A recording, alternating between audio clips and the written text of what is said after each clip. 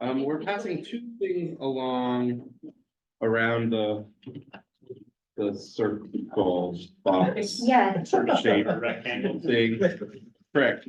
The first one is a handout we've got of, the bully regulations around meal and rest periods. We just thought it would be helpful for us to have them. Sure. Kira's gonna walk through that. That handout also has some survey results that we did from our membership that we thought would be helpful for you as well. And then we'll get into our Article 9 counter proposal. Is that all right if I just talk about the agenda before we jump into that? Just so Yeah. people know what Absolutely. we're Yeah. trying to accomplish today. So Yeah. welcome, everyone. We're glad to be here at the North Transportation Terminal for our bargaining. And so it looks like we're going to start with HCU with Articles 9, 11, 20, and 25, and then also some information about the bully information and a survey that we just talked about. And then it looks like we'll have a break, and then we'll come back with articles with the district sharing Articles 8, 24, and 26. We'll have caucus time potentially, and then lunch, and then bring back any proposals and end our day at 3 before we plan the next session. All right. Without further ado, back to you. Awesome. Thank you, Connor. I'm gonna give it to Kira. So we wanted to provide that, we've been going back and forth about this, and we thought it would be helpful for both teams just to have these in front of us, because, these highlighted portions of the OAR are what are directly relevant to what is in our proposal today. So, and I'm not gonna get super detailed with it, they're more for reference for your team as you consider our proposal, that's just where we drew it from.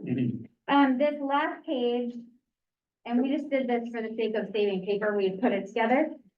But this was information you had requested, that we got from our members about who was receiving their breaks regularly and, what job classification.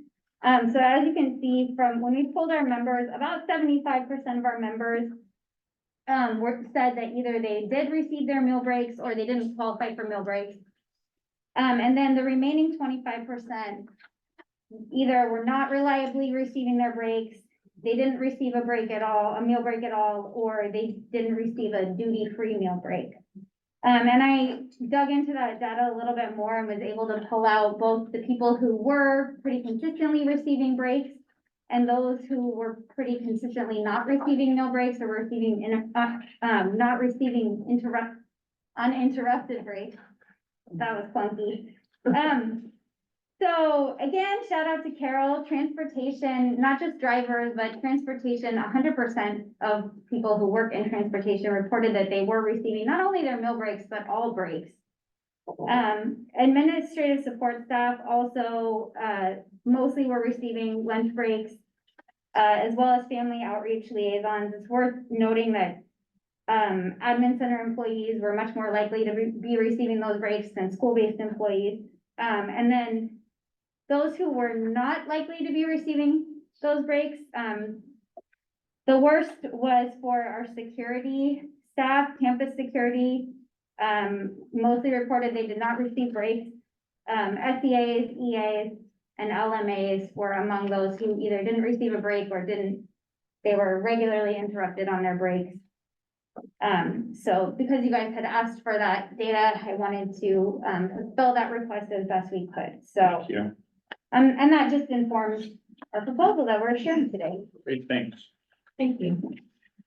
So moving into the proposal, we've had some really great discussion here, and we felt like we were really close. At the last session, in our caucus, we were discussing this, and what we want in this article is to make sure that our members are able to get their 30-minute unpaid, uninterrupted meal break, as well as their other breaks. But as we were talking through the machinations of the language, there was a conjunction issue that we kind of had where we were trying to figure out how to make this work. We've rewritten E. I'm going to walk you through it, and it would be understandable if you need to come back to us on this too. I think it was both the interest of both groups to come to an agreement on this quickly. And if it takes a little bit longer, I think it's more important that we get it right than that we do it quickly, which is why we kind of slowed ourselves down at the last session. So in E, we're proposing the language say in the event of emergency or unforeseeable extenuating circumstance such that the employee is required by the supervisor or designee to perform duties during a meal break, that break shall be fully paid, period. The employee shall then be provided an additional unpaid meal break of 30 continuous minutes. So with this, essentially, if someone's meal break is interrupted, it becomes fully paid, and that does not release you, the employer, from the obligation of providing them with an unpaid, uninterrupted, uninterrupted meal break. Then what we don't want is for managers to read the contract and think they have a choice here. We really have to provide a 30-minute uninterrupted, unpaid meal break. It really has to happen. And so we're proposing this following language: in the extremely rare situation in which an employee does not receive their 30-minute continuous meal break, one, their supervisor shall be responsible for presenting them an exception timesheet so they are compensated for the missed break. And two, their supervisor will provide written documentation to the union explaining why the employee did not receive their full 30-minute meal break. We really want this process to not be a huge burden for our members. And when we talk to our members, we find out that when this sort of thing happens, it's like additional work for them and potentially time for them to fix this situation and make themselves whole. They kind of want to just go home, right? And so we really need a process with you that's obviously of mutuality, that protects their break time. And for many of our members, you know, their 30-minute unpaid break is baked into their shift time. So it's really important that we have a process to get this fixed when this happens. And we do want it to be an extremely rare occasion. Questions? I have a question, and I don't know, it might be about the survey you did, or maybe just your anecdotal understanding. You know, when the folks that are replying about not receiving that lunch break, do you get a sense on, like, is it literally a supervisor saying, I'm sorry, you can't take your meal break today?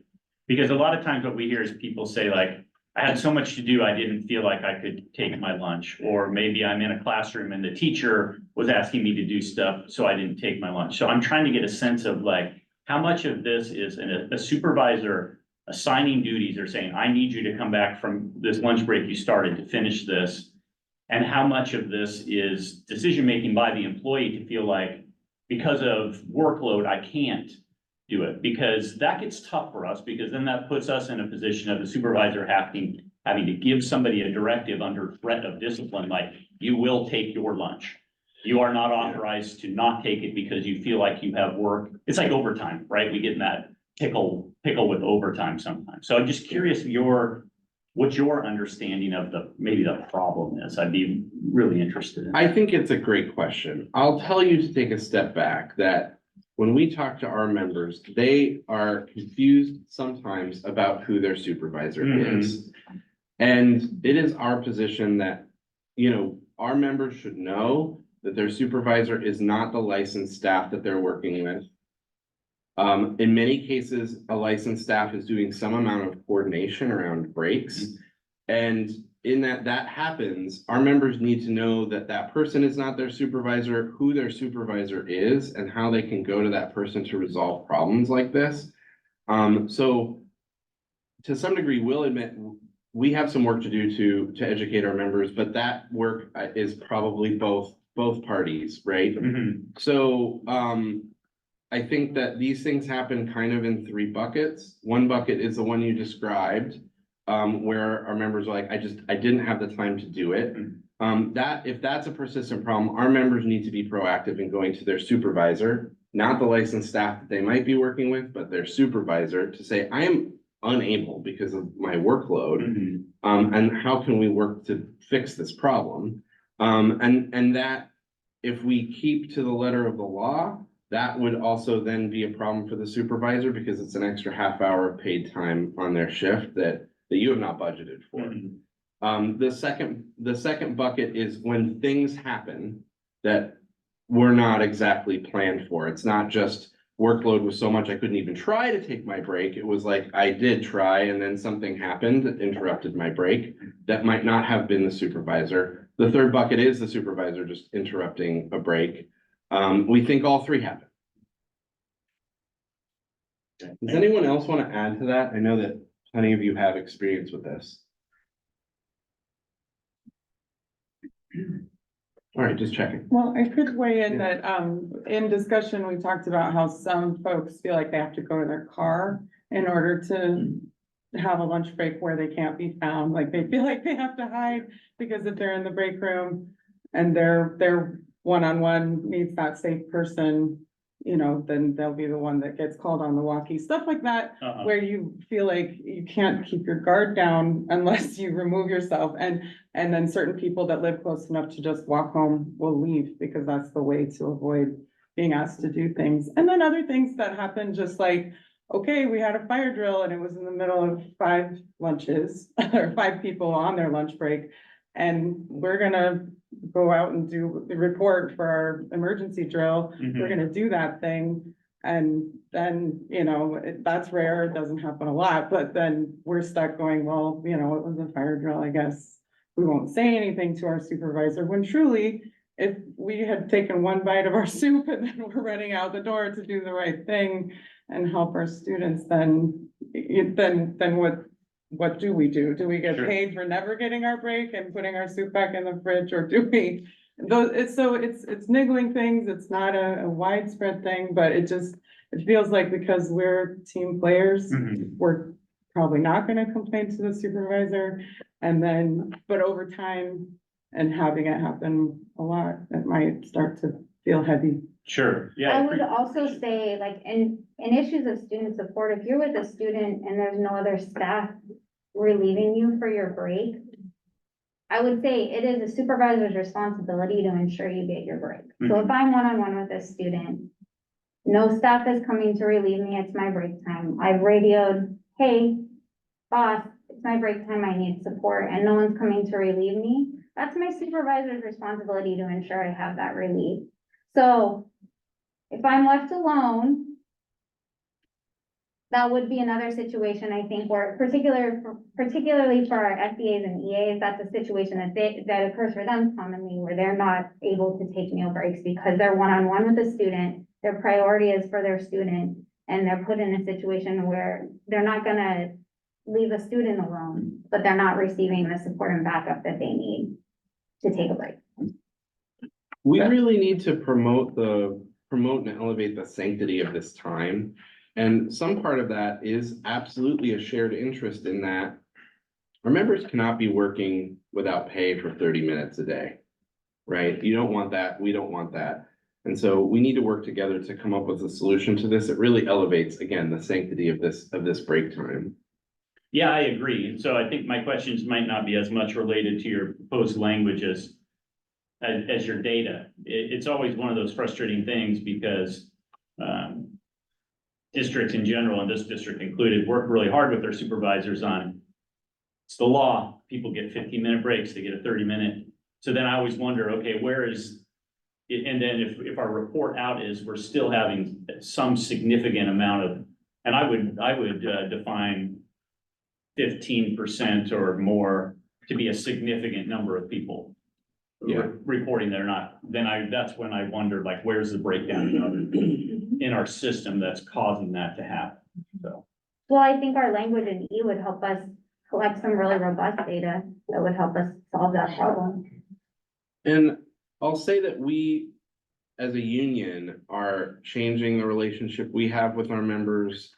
We're going to be in better contact with our members. We're going to be involving our members in more of what we do. And so, moving forward, we're going to do a better job of informing our members on their contractual rights. But we need to work as a partner with you to make sure that they know what their rights are and that managers know how to make this happen. I would imagine that out of the 74.3% who said yes, some of them don't know that they're supposed to get a break even. I think it would be a non-zero number of them that don't understand that they should be getting a break. So we really need to work together to elevate this as protected time. Yeah, I think where this really comes in, all of E presumes that the supervisor has made a conscious choice here, right? Because it starts out with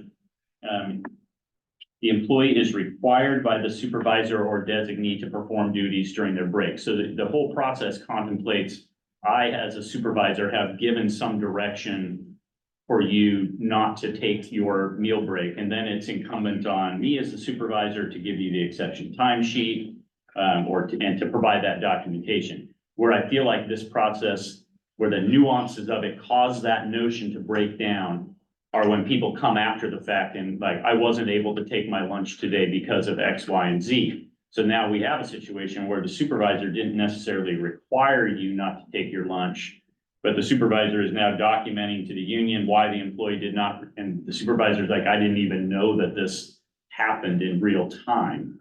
You know what I mean? And again, I don't know how prevalent that part is as opposed to the supervisor having kind of at the moment knowledge or even responsibility for that meal break not happening. So I think that's a really good concern to bring up. I mean, the logistics of this are something that we're also trying to navigate to figure out how to make the contract work. Elevate this as protected time in the contract. And I'll say again, that it is going to be very, very challenging for both parties on this if a classified does not know who their supervisor is. And we see that problem. We hear that problem quite a bit. And so that is something that I think just systemically kind of needs to get addressed. And I don't know if we can address it in the language, and certainly not here. I think culturally, both the union and supervisors and managers need to shift the board a little bit on this so that all classified really know who their supervisor is and know that they should be going to that person. If they have a problem getting their breaks, we would encourage our members to go to their supervisor and say like, hey, I'm unable to do this, right? So that they do know, so that your supervisor is not like at the end of a shift going, I had no idea, I didn't even have a chance to fix this problem. We want them to have a chance to fix the problem. Absolutely. We will do our best to inform our members of their rights and that they should go to their supervisor. But when we talk to our members and they're like, this licensed person, we're like, no, it's not this license, right? So some things need to shift in that way in order to make any language on this really work. Yeah. Amanda, in the example that you were giving where you're like trying to take your lunch and people are calling you on the walkie and all that stuff, is there a schedule posted anywhere that says like, this is when this person's lunch is, or this is when Amanda's lunch is? I feel like my comment was more about discussion that we've had, but when I was in a parallel learning environment, there was, besides the case manager in the ERC, the only other person that knew when my break or lunch was supposed to start was the person who was supposed to relieve me with that one student of highest need. So I wouldn't leave, just be like, good luck, little one, I wouldn't walk away. So there wasn't really a way to access that information. And if I had a walkie, I could use it, but we're kind of short walkies for the number of SCAs we tend to have. So I might have called on my phone just to tell the office, like, I'm really due to start my break. Are we short staffed? Did the sub go home? Like, or, if it wasn't a normal everyday. Yeah, I was trying to think of the remedy for people in the building contacting you while you're supposed to be on your lunch break. And in some cases, they might not know that you're supposed to be on your lunch break at the time. Right. Because some of the things might not even be an emergency. They're just contacting you. So I'm just trying to think of how do you solve the, where you were saying I have to go to my car because otherwise people will keep finding me And or, that wasn't me, but I'm like, ooh, good strategy. yeah. Time's moving I forward. can say we have a schedule, but the schedule starts to disappear because you get used to what you're supposed to do, B days, your breaks. The problem I think comes up is that even though a schedule is put out by a license, the supervisor has no clue what that schedule is. Okay, Who's making it to begin with? who's making the schedule? The license. Like the classroom teacher? Yeah, They're deciding when your lunch break is? right. Interesting. So they're the ones, so if you say, okay, my supervisor is this person and this person is gone, you know, and then we turn to the license. You know, whereas it's the supervisor, which is our supervisor, and the designee, which would be somebody like in counseling. You know, not the licensed teacher. Mhm. Okay, so we have a culture, you know, and I've been here almost 10 years of the teacher being looked at and deemed the supervisor. You know, when you tell somebody that's not your supervisor, they're like, yes, they are. You know, they don't even know. So as Nate was saying, we're trying to do a better education around who's who and is who. You know, I do think that our language in E1 would protect a lot of the things that you're talking about, Brian, because there's one person or a very small handful of people at a site who have the authority to present somebody with an exception time sheet. And those are supervisors. Mhm. So it would be very clear to me that if somebody's presenting me with an exception time sheet, that's the point where I say, oh, I can interrupt my break because this person has the authority to say, I'm gonna pay you, you're gonna come back off the floor Mhm. and do this thing. Anybody else, you don't have an exception time sheet, you're not my supervisor, and we're not doing this right now. And I think that provides the clarity for our staff to be like, no, I can say no, I can say I'm on my break. And that's the kind of clarity that we're looking for, and this is the kind of data that we're looking for to be able to collaboratively solve this problem of why is this happening? Why are people confused about who can ask them to be working when they're supposed to be taking these legally required breaks? There needs to be clarity there, and I think this is the best way we can spell it out for our members about who their supervisor is, and for you about who's actually calling people back from these breaks, and why are they taking it upon themselves to not be taking their breaks? This provides really your team the protection that you need to go, I'm the only person with authority to say, you can come back and I've paid you for this. And that's why we really do feel like this is maybe mutually beneficial language for both teams. And this is part of kind of the cultural shift that needs to happen. We would love for supervisors to tell classified, don't let someone interrupt your break unless it's an emergency. So that when they get called by a coworker, they don't just jump to, they say, I'm on my break. Is this an emergency? Or, you know, no, I'm on my break, Mhm. right? But that needs to come from supervisors to classified, and it will certainly come from us, the union, in educating them as well. But like, that's kind of how it needs to happen in order for it to work. Okay, thanks. I thought I heard somebody else had a question. Anything, district folks, other questions? I'm just curious, who would the supervisor would be in those situations? Like, who would have been the supervisor or designee? our vice, I mean, it's not the principal, right? no, it's the vice principal. principal. Okay, so one of the vice principals to break away authorized lunches or pull you guys back from lunches. Or principal at elementary level Right. where there's no vice, yeah. There's no counselor, no license. Or the counselor, I guess, could be designated for the day, or the sub, that like Martha talked about, that if there's an admin sub, then they are the designee for the day to say, whoa, we got a lot of fires to put out. I don't know how else we would do this other than interrupt this one person's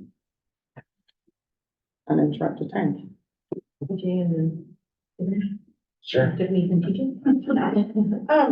In looking at how we did part of the issue of why it's worked so smoothly in transportation is we have folks that their job title is transportation supervisor. So we have classified staff who are dispatchers, and they may ask us to do something. And if we are on our lunch break, we're like, hey, they'll say, are you on your lunch break? I need somebody to go cover this. And if we say yes, they'll find someone else. In the very rare, I mean, I only had it happen in the summer where there just were only a few people, we pulled a supervisor in. So we had a supervisor come in and talk about, like, the bus had broken down, there was nobody else, everybody else was gone. It makes it really easy for us to know who our supervisor is and to pull a supervisor in those very rare, you know, in 5 years, it happened like one time where a bus broke down and I was on my lunch and there was like nobody else to drive the bus. And that was like one time it happened and we pulled a supervisor in.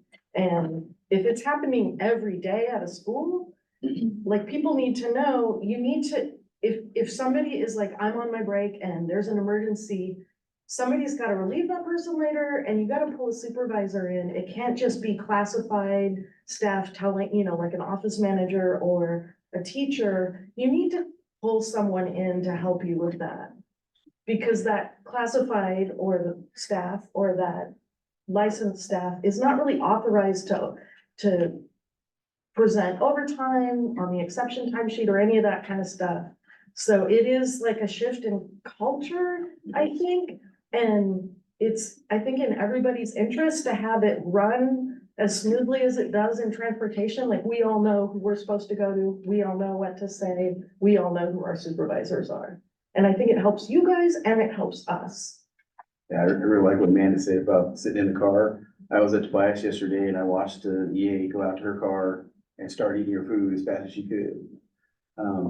That's also kind of like an inside joke with custodians, why we don't eat in the staff lounge, because you get more work every time you go in there.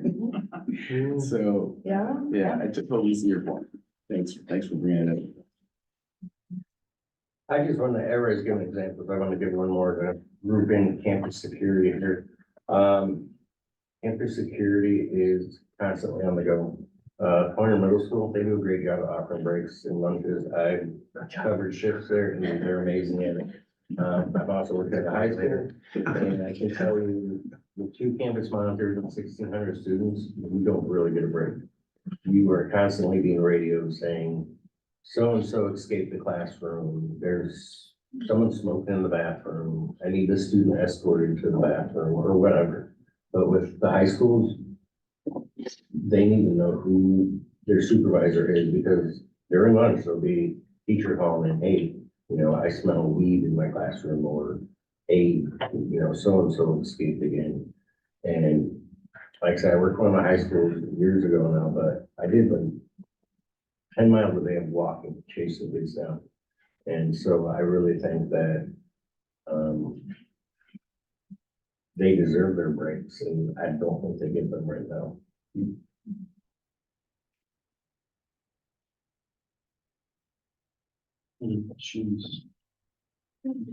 Okay, thank you.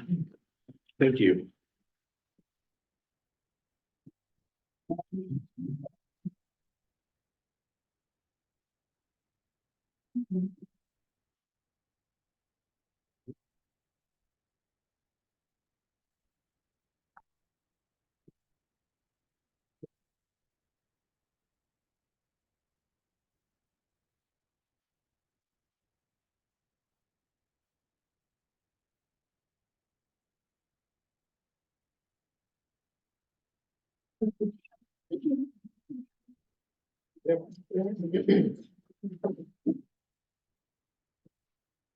Are you ready for this one, Tom? Ready? Yeah? Yeah. Are you ready? You need to cue up. Oh, wait, you up. Yeah, Yeah. I'm thinking of putting it. yeah. Start with a T. Yeah. I think so, unless I I made saw a your mistake. smiles from your eyes. Yeah. Nice.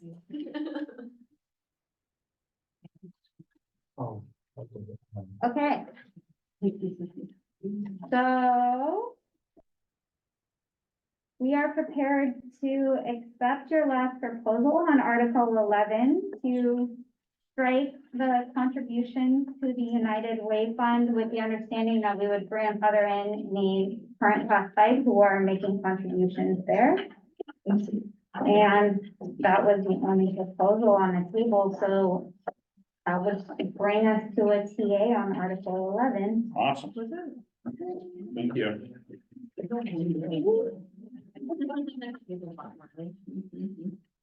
Oh, there we go. That's Bethany's favorite too. Yeah, we're out the sun. Yeah. Little bit of sand. Don't worry.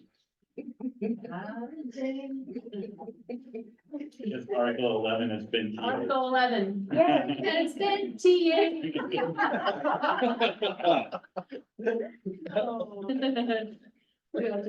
That's recorded forever. In perpetuity. It'll go viral, I'm sure. I'm gonna remix it. Yeah. I prefer both sides. What's our new anthem? We gotta go in. We do? Can we do 25 and then 20 is up? Yeah, I think that's probably. That's fine. Okay. Yeah, let's do that. Yeah, well, that's coming to me. Okay. So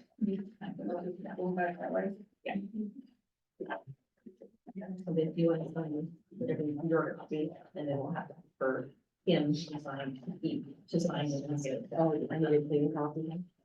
Again, I think after the record. Thank you.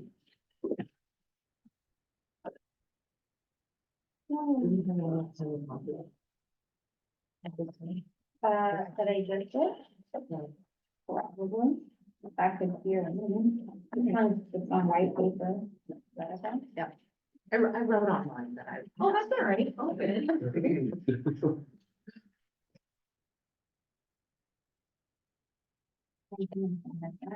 Yeah. Okay, I'll get that.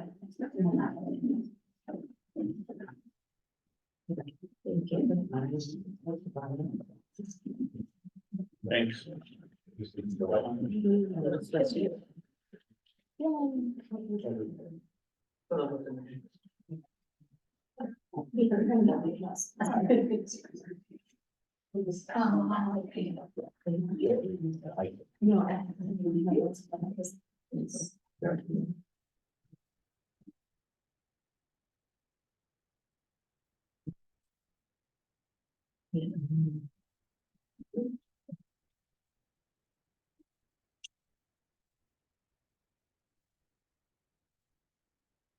Does everybody have 25? Yep. Okay. So extremely close on 25. The only thing we're still working on here is B3. And the change that we have here, and let me just recap our discussion back and forth. We had proposed that if there was a district closure caused by an emergency that would cause a closure expected to be 5 work days or more, we would meet within 48 hours to discuss the impact to classified. And then your last proposal was we would meet upon request. We discussed that as a team, and part of our concern with meeting upon request was we felt there needs to be some kind of time mechanism. Upon request is quite vague, because that could really mean like, okay, we request, but then when are we actually gonna meet? So we wanted some flexibility, knowing we might not be able to meet within 48 hours of the actual emergency, but there should be some kind of time mechanism once the request is made. So our proposal here is upon request by the union that we would meet within 48 hours of the request. So we understand that an emergency occurs, we might not be able to make that request to meet right away. But once the request is made within 48 hours, we would be able to meet together to discuss the impact. And other than that, everything else in this article is previously agreed upon language. So that's the last little bit here. There's one other change in A with the annual notification of assignment. Oh, thank you, Tiffany. I missed that. That is correct. And I'm not sure if that was left out intentionally from the last exchange or not. With some of the formatting changes, we weren't sure if that was missed or not. We had put in one of our previous proposals that with the annual notification of assignment, that would include essential employee status for those employees who are essential. But that didn't get returned in your last proposal, so we put it back in there. Just, we didn't have any discussion about that. Thank you for bringing that up, Tiffany. So that also is part of this proposal.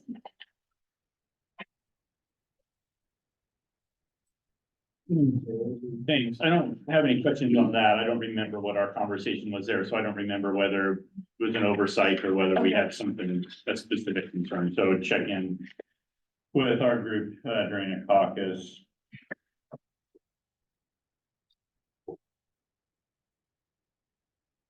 Any other questions on 25?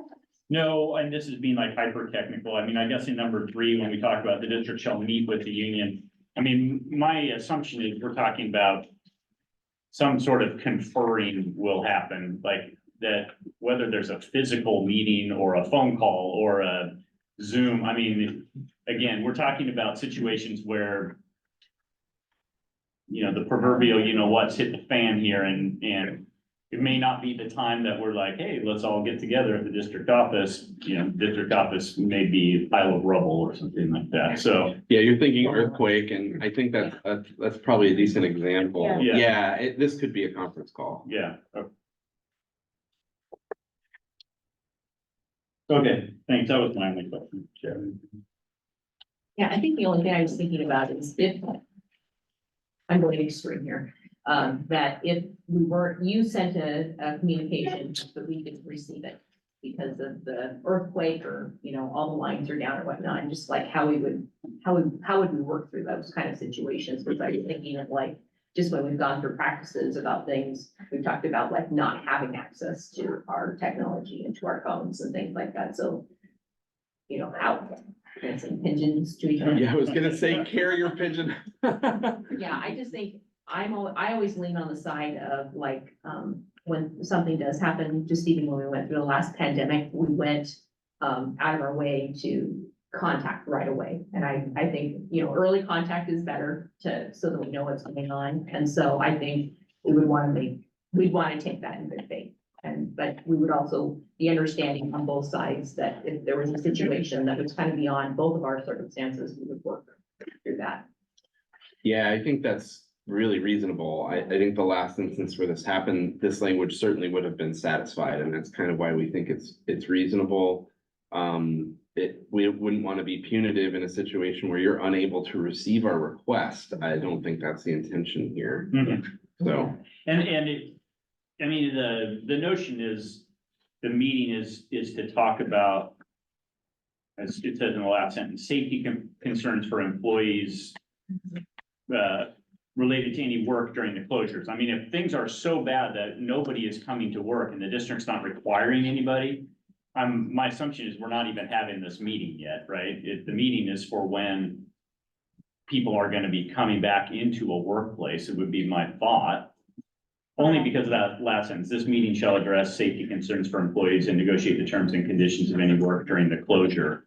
Well, a great example, if the buildings are rubble and you're like, all right, the entire facilities crew is gonna be out there clearing away all the rubble, we're gonna wanna meet and talk Totally. about the safety concerns about that. Yeah. Yeah. Yeah, no And that's doubt. gonna we're gonna want that to be a pretty rapid meeting, because our workers are already being called in. Yeah, I was more thinking of like that example, and we're not even at the point yet of having Right. coming in, you know, If you're not And we calling get a you request, in, then I yeah. don't think we have there's nothing concerns to yet, beat yeah, about because we are not even having anybody show up, right. so. Okay, I think I get it. I think we're just kind of playing around with, I don't think we have philosophical differences about how this should operate. I think we're just still fine tuning it a little bit, so, Mhm. yeah, thanks for that. Thank you. Okay, are we ready for 20? Sure. Are we ever really ready for? Well said, well said.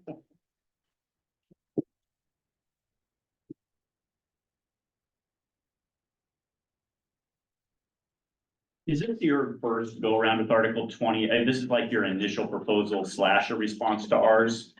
Yeah, Because I don't Yes. think you've presented anything on Article we 20. have not. No, though we have been working on this for quite some time. That's not a surprise. I know, me too. If it makes me feel better, that's why I put the pie chart in, that's the OAR, just to make up for that one. That does feel better. Thank you. That's last page.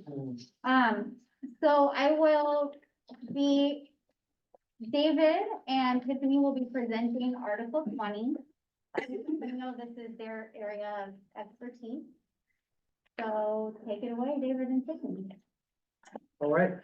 So first, for those who are online, we wanted to share in our survey results, we received a lot of survey feedback from transportation employees. And so we would want to share here at the outset that there was some personal safety and health concerns raised, some compensation concerns raised. And so we aren't attempting to address those in this article because that would come later in bargaining. Okay. So we heard those concerns and we'll address those later.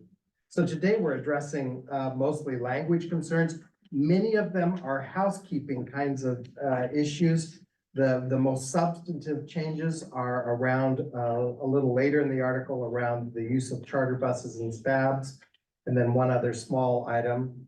Just take it from the top and feel free, if you will, to raise questions since there's so many changes or additions. Raise questions as we go, rather than saving until the end. Great, thank you. Of course. In number 2, just some housekeeping cleanup. The district will provide without cost to the driver, the cost of licensing, relicensing, and training to meet the requirements for commercial driver's license and Oregon Department of Education bus driving certification. For bus drivers, we need a CDL as well as an ODE bus driving certificate. And that hasn't been included in previous contract language, but practice is that we are provided that without cost to the driver, the necessary training, retraining, licensing, and so on. Is that true, David? Because I noticed in the current language, it just speaks to relicensing. And you've introduced the, kind of the initial licensing. Has that cost been covered as well? It has been covered. Okay. And so we're reflecting decades of practice, I think. Carol, would that be accurate? That the cost of licensing has been covered? Correct. One question I have, I know we didn't get very far. Cause like right now, doesn't it say? Like the current contract, it says like for the CDL, it pays the difference between if you were to renew a regular driver's license. I think that's what they refers to as extra that you guys crossed out. So it's like we pay currently pay the difference between a CDL and a regular license. So what you're asking for here is that we would pay the total cost of renewal? That was not our intention. So that would be an inadvertent change, No worries. that it would be the extra costs of, I don't remember why we deleted extra. I think it may have been because of the things that came afterward, like the other things wouldn't have extra, so that is a semantics. Right, thing, because Oregon yeah. Department of Education, that licensing doesn't cost anything once you completed the training. So, okay. Right, so I think we'd worries. be open to a friendly amendment to address that concern, because it wasn't our intention that the district would pay for the total cost, including what is ordinarily accrued just by licensing. Thank you. You're welcome. Thanks for asking. Okay, number 3, regular education route. That is not language that we currently use. We speak about it as general education. And then is a route that drives students to and from school and can include students requiring special accommodations.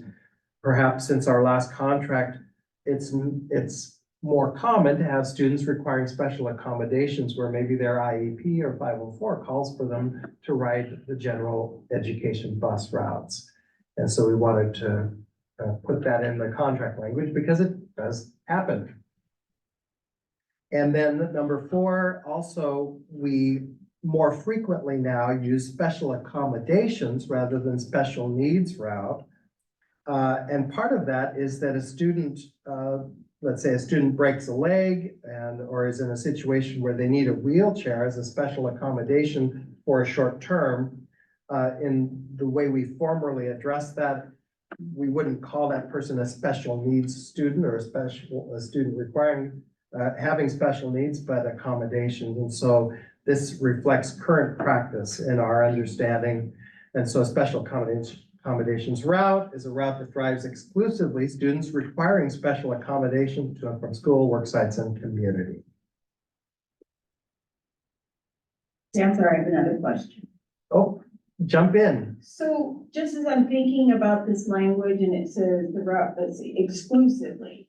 So I'm just thinking about like right now, because of the explosion in our population of McKinney-Vento students in DHS. So sometimes just because of a timing issue that we can only get them on special education buses versus general education. So is that's still doable in this language? Yes, in fact, that's what we were trying to shift the focus from, the students' need rather to the operational need of, they need the accommodation, they might live very far away and the bus is already going out there, so we're gonna put the McKinney-Vento student on that bus, even though they don't have special educational needs. Okay. They're a general education student on the special accommodations bus. Bus. Okay, so it's not necessarily students that are not experiencing or are experiencing a disability. It could just be a special situation. Correct. Thank you. Then in the paragraph under 4, these routes require additional training. And this was just a rewording to try to update it and make it more specific. And instead of district restraint system, we utilize an ODE approved restraint and seclusion training. Transporting students with disabilities is a regularly required training. And then Q-strain and other training specific to the needs of the students. Number 5, midday routes. The former language didn't make sense to any of us at the table, including Tiffany and myself, and I've been part of bargaining where this language was in place. And so we thought we'd shift it to language that more accurately described midday routes. Midday routes are generally between the last AM drop-off routes and the first PM return routes. Because there are midday routes that start before 10 AM, and some midday routes may go past 1 PM, and so that having those specific timeframes didn't make sense in our experience of everyday driving. Number 6, activity routes and shuttle. We simply separated that out. Current language is in the struck through 6, and then we changed it to number 6, shuttle routes, transfer of students during school hours, school to school, work site, or any district approved facilities. And we have more shuttle programs now than in the past. And so we wanted to describe that separate from activity routes, which we now put in number 7, transportations of students, school to home following after school activities. Real quick question on that one, for the shuttle routes, if it's a beginning, I don't know if the routing, but necessarily if it's like beginning of the day or end of day, is that still included in school hours? I think what David's referring to is like the CPE shuttle. So their first round of getting kids from one to another starts around 8:30. We drop off at school. Then they get on a shuttle bus to go to their first period class at another school. Well, yeah, okay, That so it makes just sense. says during school hours, I just want to make sure that Yeah. wasn't a circumstance where a shuttle bus would be operating outside of school hours. No, because then it would go into after school activities. Thank you. You're welcome. With the exception. Yeah. I'm just trying to think math warriors and Evergreen. So there is, it's almost a before school, but it doesn't run all the time, it's just like a special circumstance. Is that more of an Yeah. activity? Okay.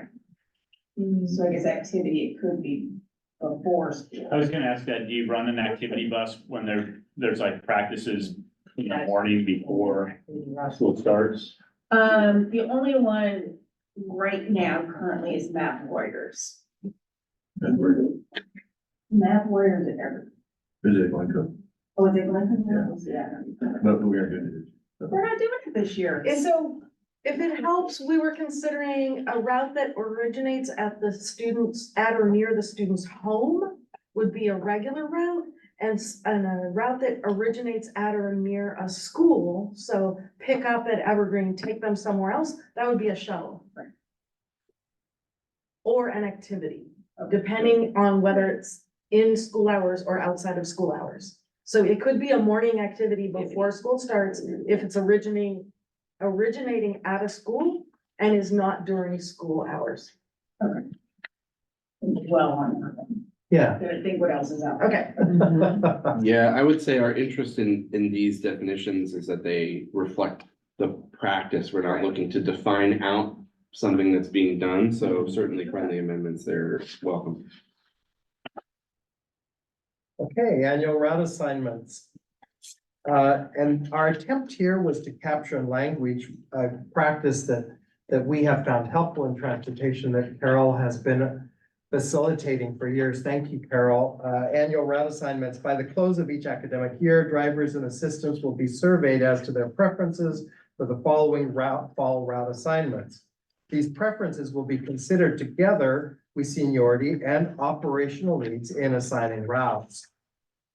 B, when 2 or more employees express interest in the same route, the employee or employees not selected may request a written explanation from the transportation department of the factors affecting the decision.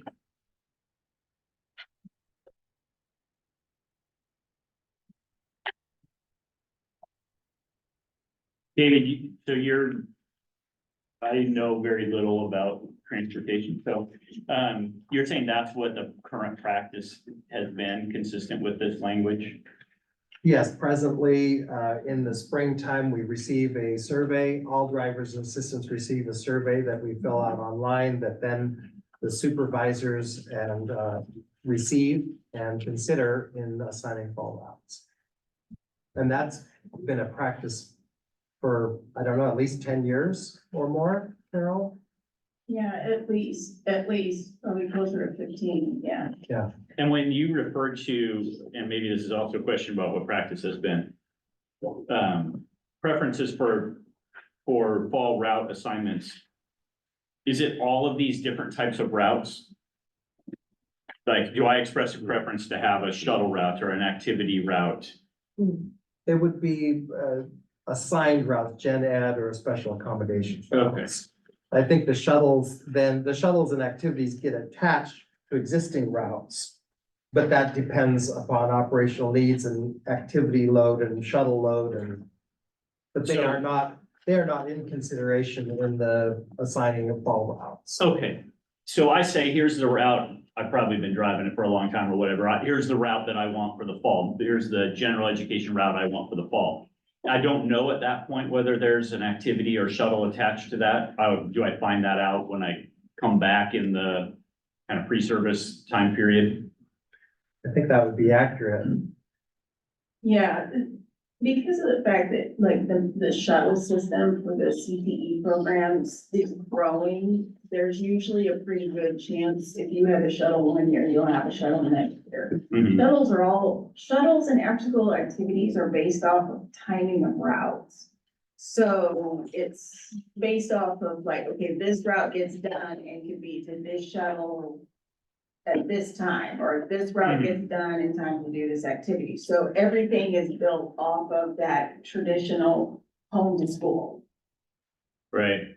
That's the foundation. Right, that's the foundation, and that's like what your basic route assignment is, and then as, like, I'm gonna give an example, so like, in years past, like some of the, special needs programs, I'm trying to think of one, I just went totally blank, but like, ITS or something like that, they may start a little bit later, so we're still waiting for those to come in. After school activities don't necessarily start the first day of school, so those are still coming in. Mhm. But our attempt is then to build off of that to get people to their contract hours. Got it. Now, I don't want to overly complicate things, but I mean, the rest of the article makes references to routes here or there, like when we have open routes, here's what happens, or new routes. And if when we use that word, we're not really referring to shuttle or activity routes, then I worry that that confuses the situation. By just using the generic routes, I would interpret that to mean any of the routes that we've listed here.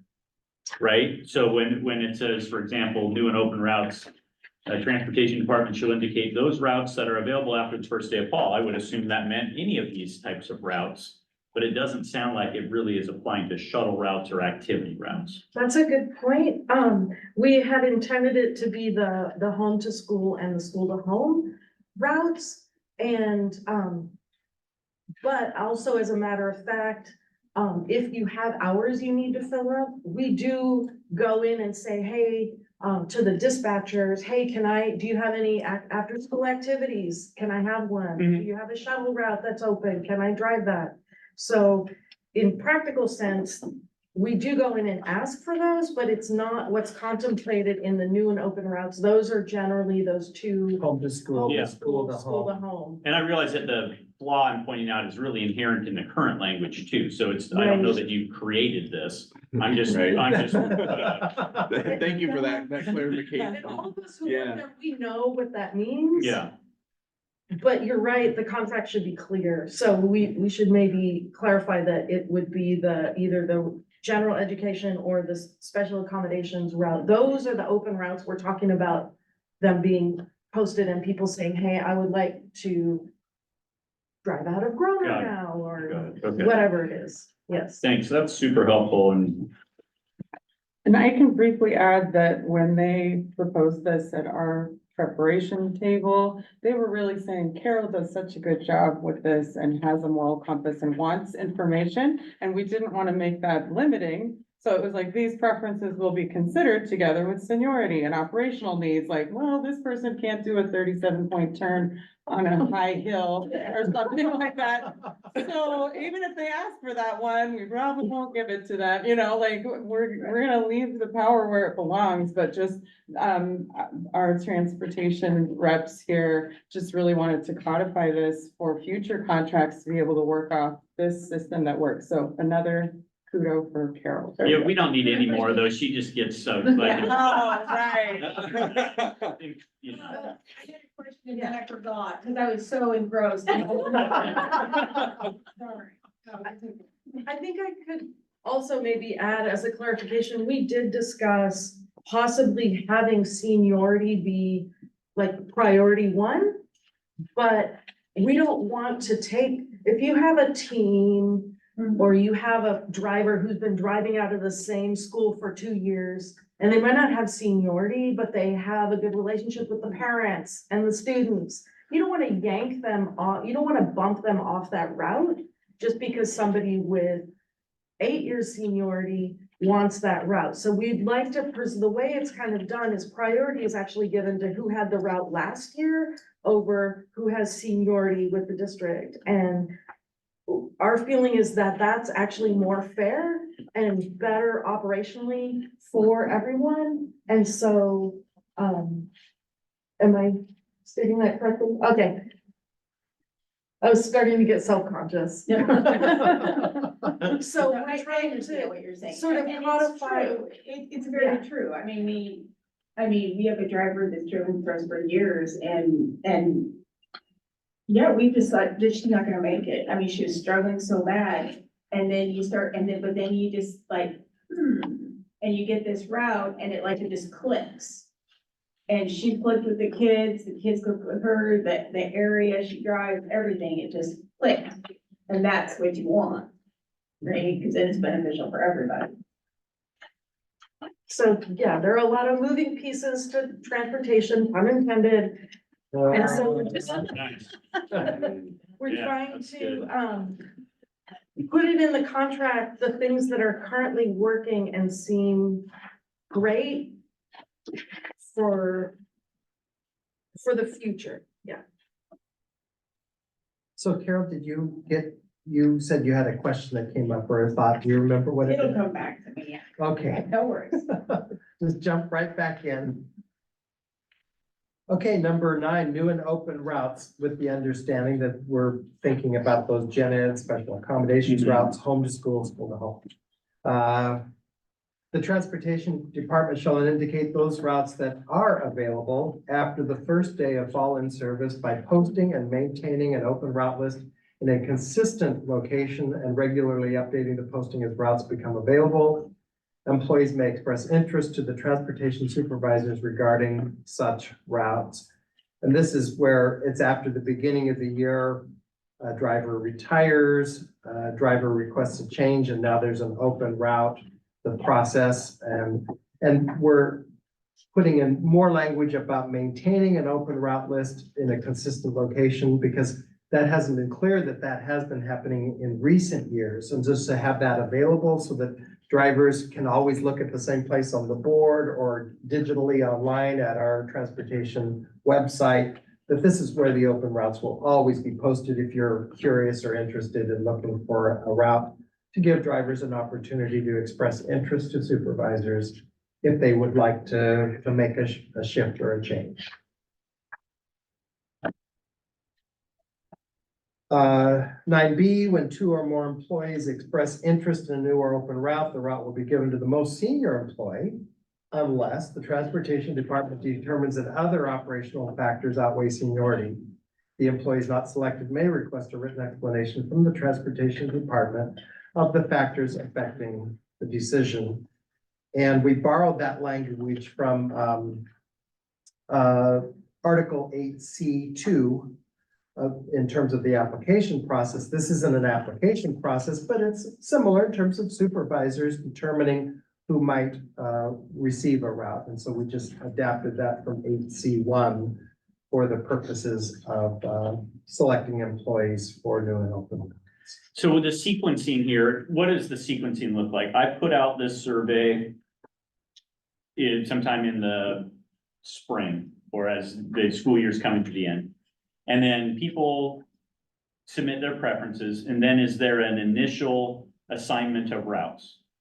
Yes, at the fall in service, the initial assignment of routes is posted at the fall in service. Typically, that's been in August. Okay, and then after that happens, do we then have a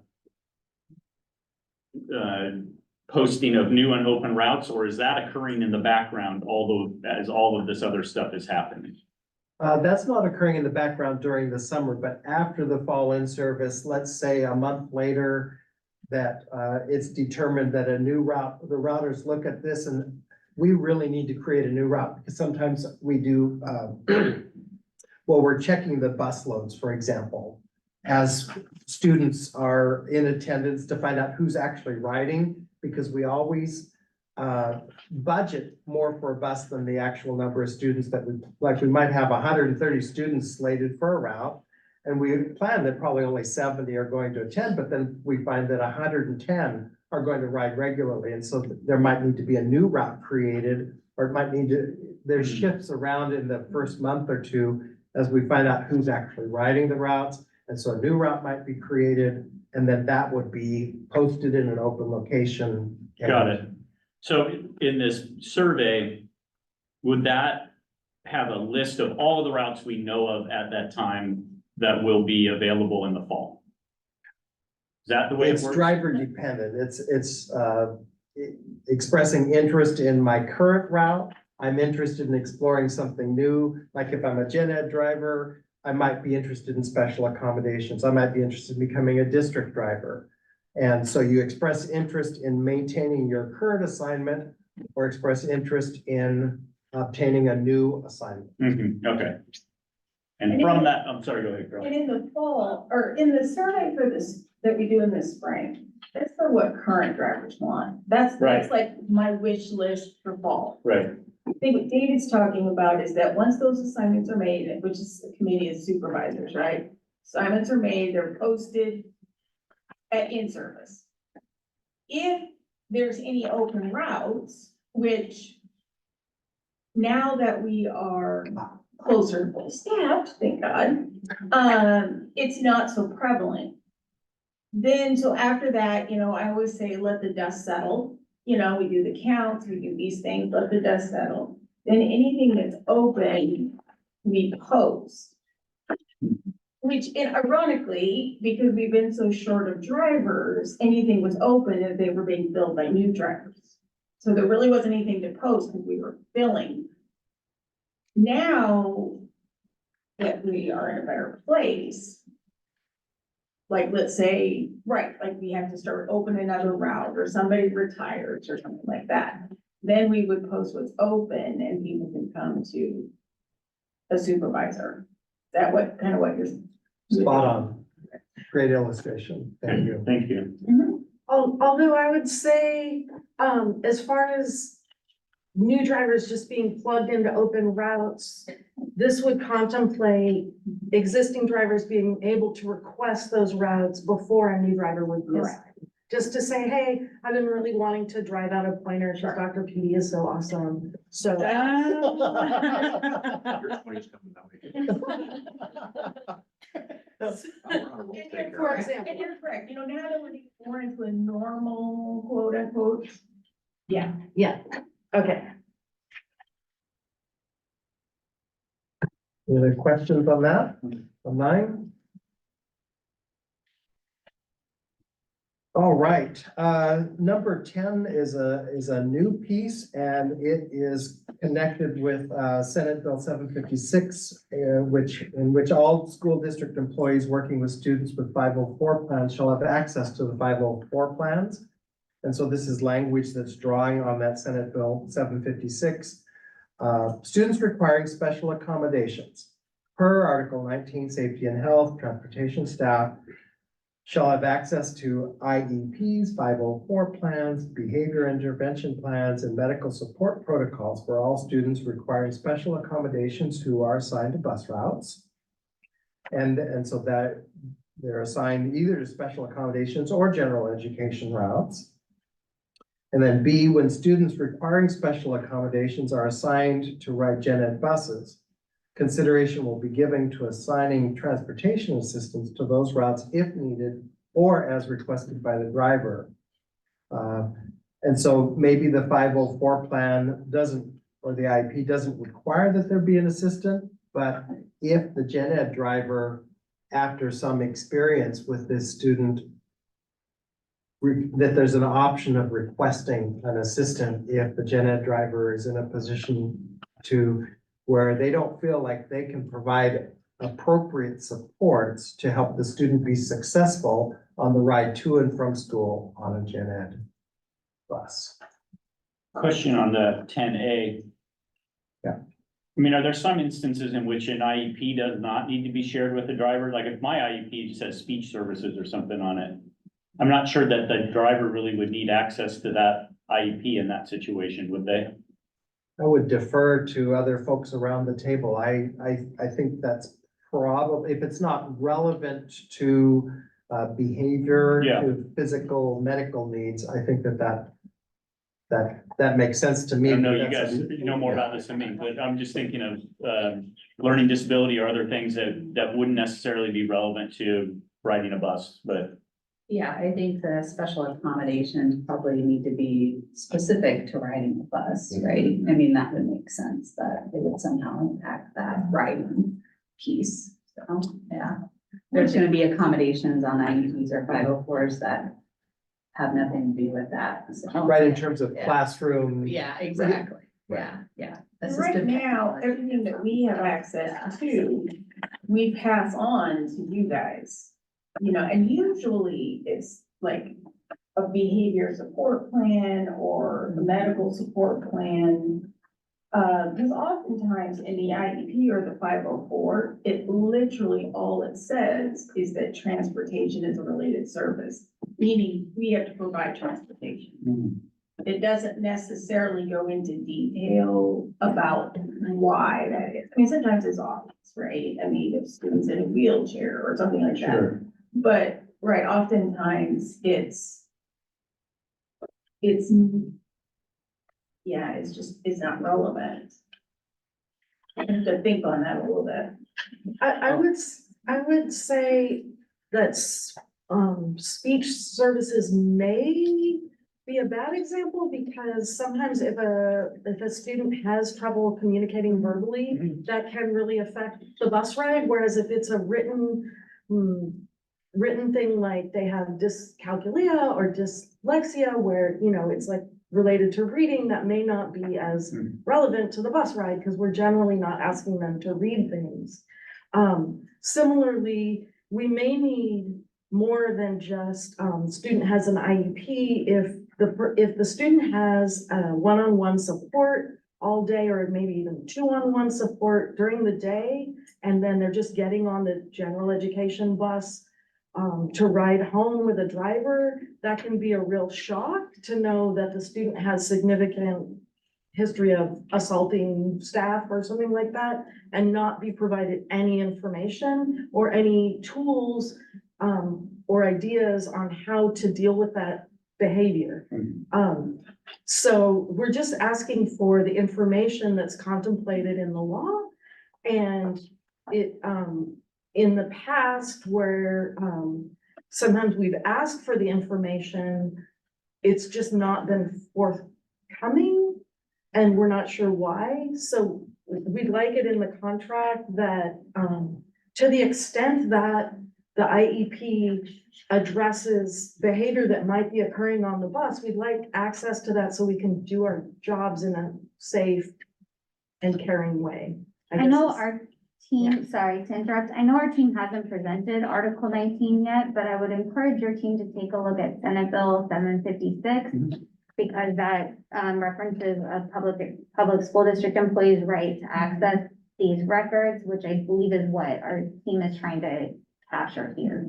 And the summary, just so that everyone for the discussion has it, the summary of that bill says it requires school district employees assigned to work with students with specialized needs to have access to specified records related to students and to be consulted when education plan for student is reviewed or revised, and to be provided with adequate training. The bill does refer to IEPs, 504 plan, behavior intervention plan.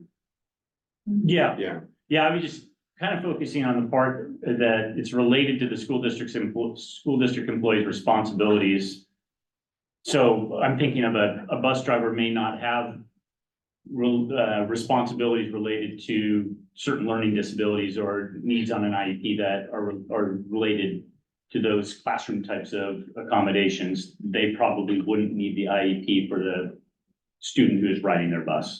It would be hard, I think it would be hard for us to determine what they would need to know though, and I think that's what Tiffany captured really well, is like, for you or I, it might be easy to say, well, a speech impediment might not be necessary for Tiffany, no, but for Tiffany, that's very relevant for her, and so. I think the supervisor is making that determination. No, because, sorry, That's sorry. the supervisor isn't, because we've asked, basically our router who routes our special accommodations buses gives the drivers everything that's provided to them, but we're having a really hard time getting it from the schools. And it's just disconcerting as a driver if you see like a 2-on-1 situation where there's 2 people assigned to a student, escorting the student to the bus, and they're getting on the bus with you as a general education driver. You're there by yourself and the student gets on the bus. You have no information. You don't know why the student requires so much support in the school and yet none on the bus. And as soon as they get on the bus, it becomes quite apparent quite quickly why they have 2 people in the school. And you need that information to be able to do your job.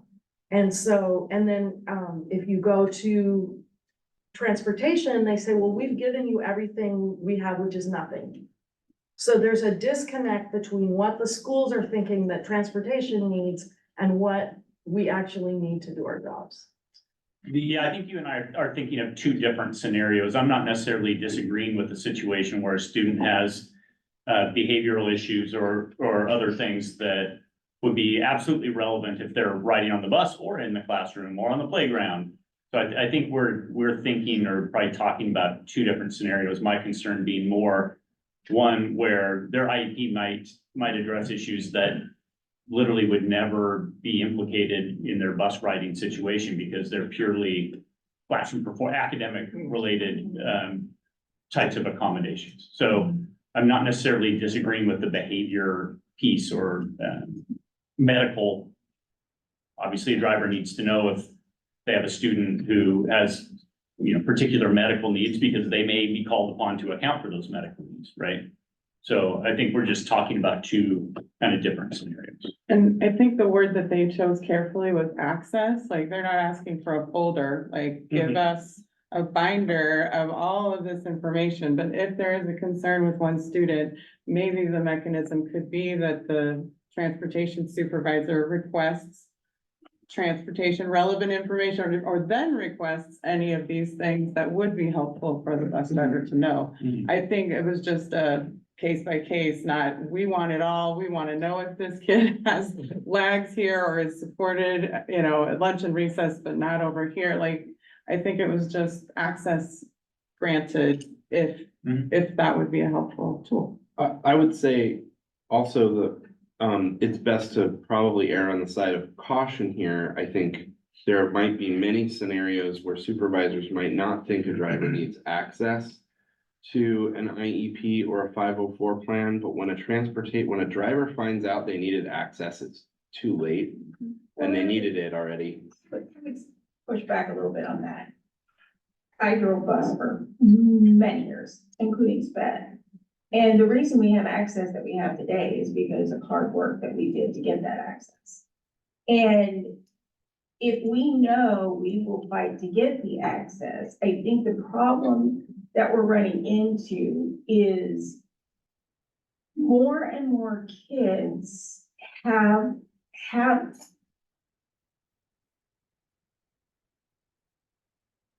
they need a little extra help. I say we're dealing with a lot more mental illness and a lot more trauma than I think in years past, right? And that's a hard thing to put your finger on. And we do have systems in place. I think I just need some time to percolate that because we do have systems in place. I mean, we meet with student services, we meet with, and sometimes they don't even know. And that's what's tricky about trauma and mental health issues is you don't always know. And that's the part that's hard to put a finger on. And I know some of the things they're talking about, but it's like those kids aren't necessarily identified. I was thinking about, just as a former principal, the process of identification for a student takes an element of time. And so sometimes we have students that come to us that we don't have necessarily the history, or there isn't an IEP or information that's formally designated to support that student. And so I think sometimes when we see things happening, we want to be responsive versus reactive. And so then, you may see things where we're trying to mitigate that level of support, but we don't have all the information. And there is a timeline that we have to follow legally when students can be identified. And so we're also trying to play along that chronology of those components. And so I think, like whenever we can give the information, as a former principal, I rode the bus many times to ensure that the bus driver was supported because I wanted, and I know that others do that as well. So when we're in that kind of situation where we can't, provide the information, we want to be responsive to the situation accordingly. And I don't know if Wendy wants to add anything. No, I think, this I just really need to think through, but I think we do try to give the documents that we have to our transportation folks and that we really feel are relevant. So I just have to think through some of the the language pieces, because we're always thinking, of course, of FERPA and how much can you, right, all of those pieces that come into it. So sure, there's always students that we're not gonna know about, right, that come into our system that we need to support in a different way. That's always gonna be the case, right? And I think some of these documents, we're trying to make sure we have a good way to make sure that they're accessible through technology, right? All those different pieces. So I think we've been really working hard to make that a smoother process. So I think we just have to weigh all those pieces before making any.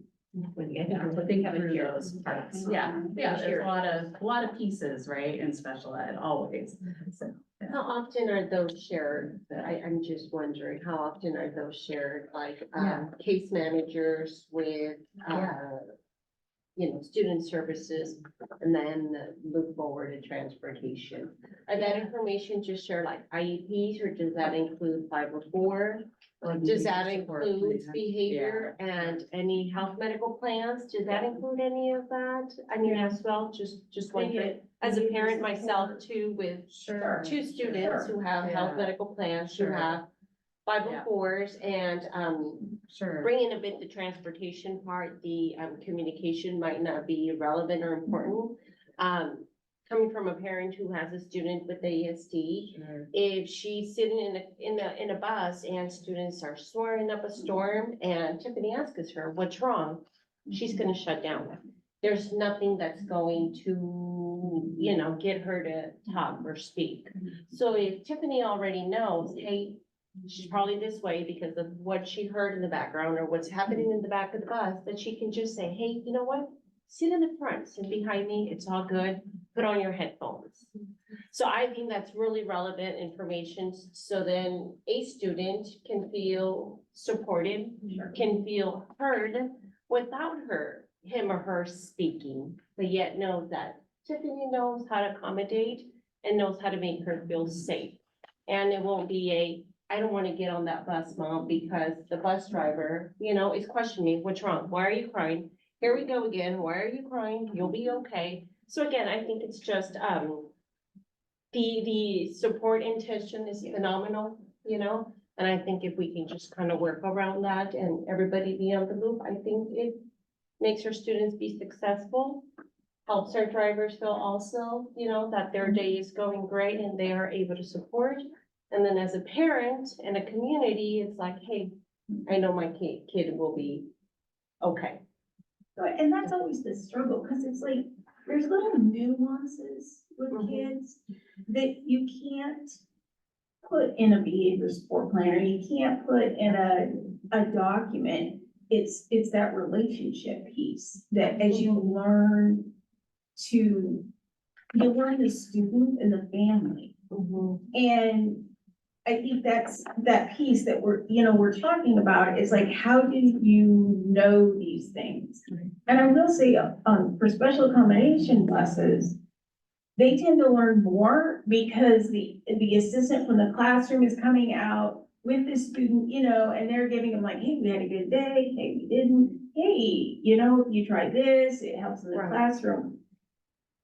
And with gen ed buses, it's more complicated because they don't have that, but there's no document, that tells us how kids respond to noise, how you do this. So it's like this trial and error all the time. And yeah, that's the piece that it's been a struggle for years. It's like, you don't know till you know. And that's kind of trying to figure out how to put that and get that information. And I think that's where the community part comes in, how can we work together as a community? Yeah.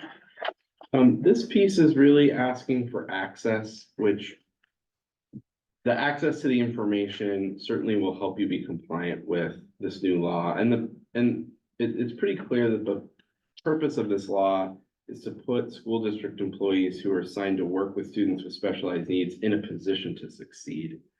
And our transportation members, similarly to every other member who works with these students, need to be put in that position to succeed. having access to this information is in line with the law, and we'll help them do that. And I would say that this is a first effort to get this into the contract, to get this mutual interest, this shared interest, and address it. And I think we completely respect the district's need for due diligence, the time frame that it takes, especially with new students, to track behavior, to track needs, and to create a plan.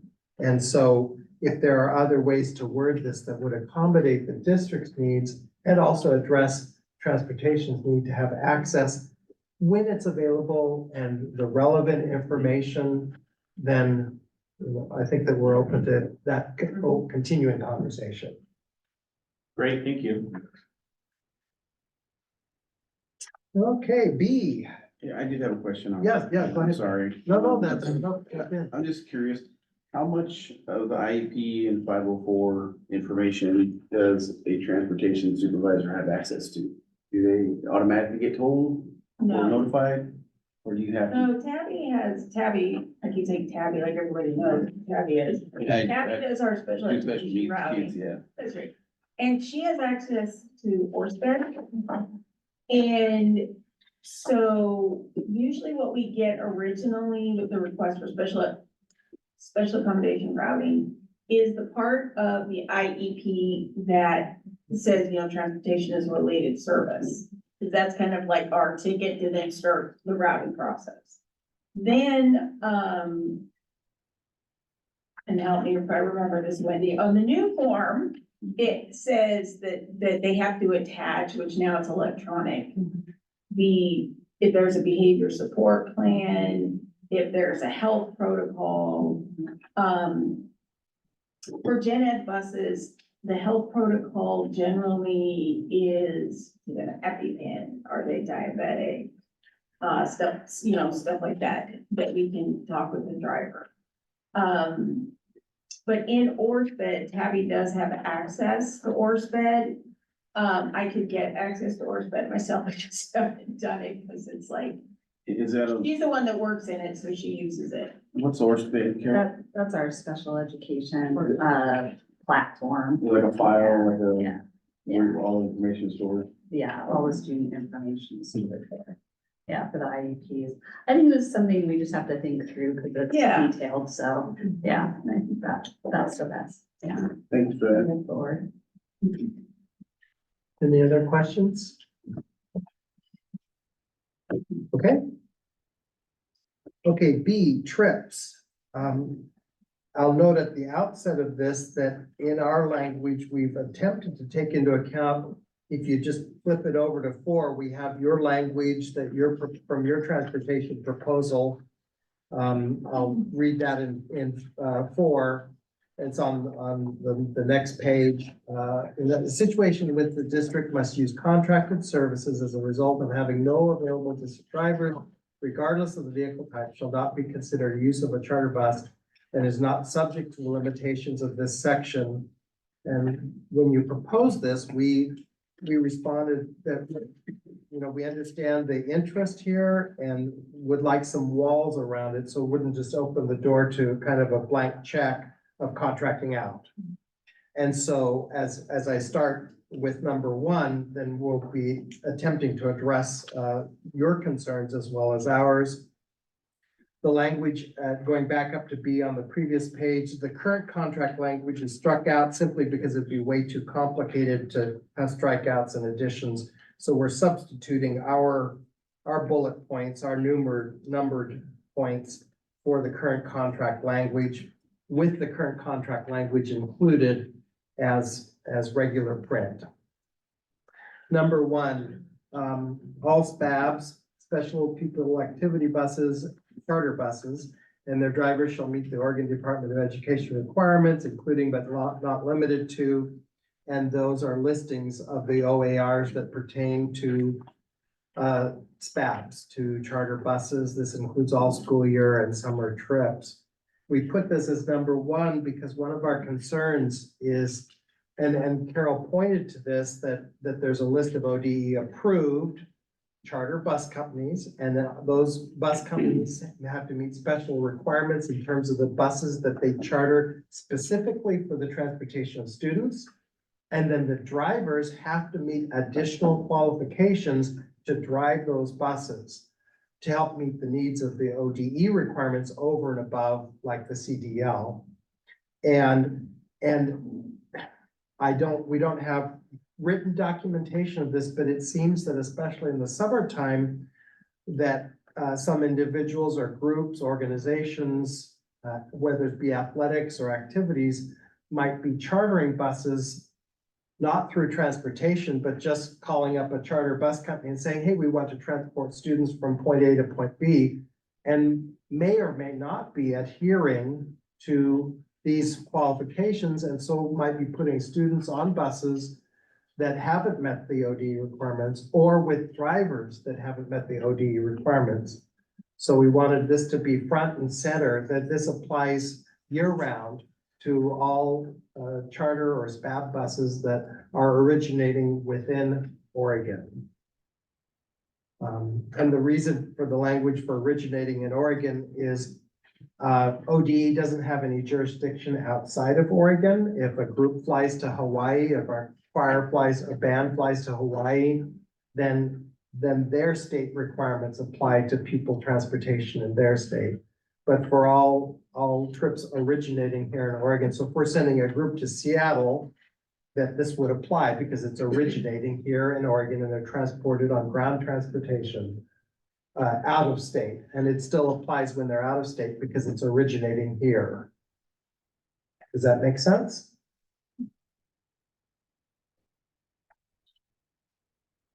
So number 2, the district will provide documentation to the union with the number of all charter buses utilized during the previous month, the reasons for the use of each charter bus.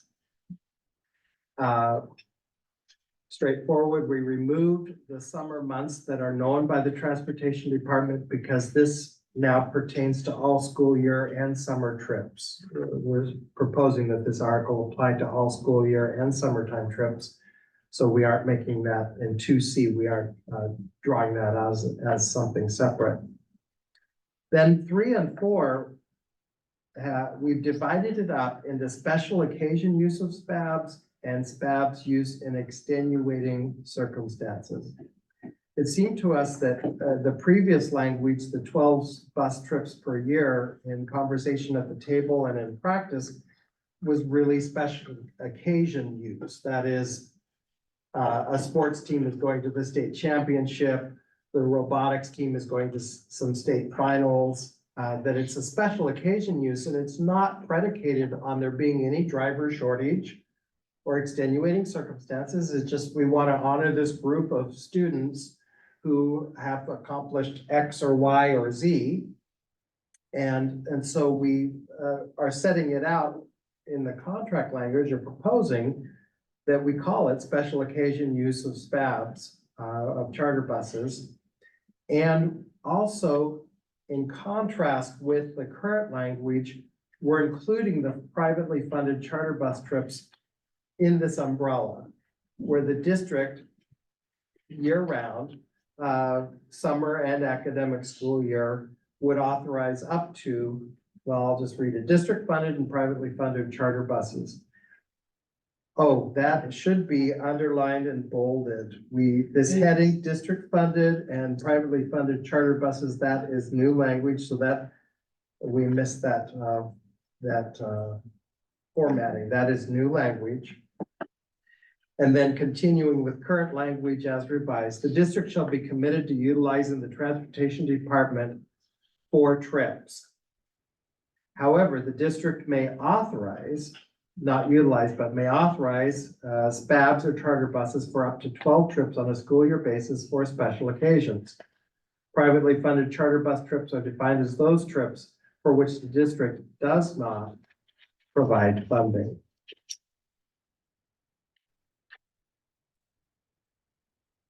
B, in the event that requests are made for special occasion transportation outside the parameters of the above agreed upon language, the parties agree to engage in discussion prior to approving those trips. So if that limit of 12 is exceeded, like if our middle schools and high schools have a bumper year in terms of athletics and activities, and we have 15 groups that are going to state championships or whatever, state finals, competitions, meets, then there would be latitude to have conversation about exceeding the 12 in any given year. For both district funded and privately funded trips. Any questions on 3? Don't have any yet. One question I have is that it refers in here to SPAT drivers. But what about like one of our approved carriers right now is STA, and they only have school buses. So those drivers don't have a SPAB license because it's a school bus, so they have a school bus driver certificate. So that, I think we'd be open to saying, the SPAB certification or ODE bus driver certification. That's not an occasion. I don't think that either of us were aware that STA was on the list doing school buses. Thank you for asking. Okay, well, move on to 4, and then if other questions come up around 3, as we continue to talk, as you cogitate it, we'll jump in. So SPAB's use in extenuating circumstances. In the event of extenuating circumstances, such as a driver shortage during the school year or summer programs, the district shall meet with the union per Article 28 contracting out in order to address this extenuating circumstances. So I did have questions there. It's kind of like what's not said there. So I guess I have 2 questions. Would the usage in those extenuating circumstances count as one of the 12 up in special occasion use? No. So it's just not clear to me. I get the meeting to address them, but what's not said is then can the district use them? Like, and then what? Or does the union have to agree? Like, yeah, we think that this is sufficient reason, so you can use them. So when I read that, all I see is a commitment to have a conversation, but then it doesn't say kind of the punchline. So can the district use them or not? And does it count against our 12 or not? Does the union have to agree or not? You know, so those are all questions that come to my mind when I read that. Sure, sure.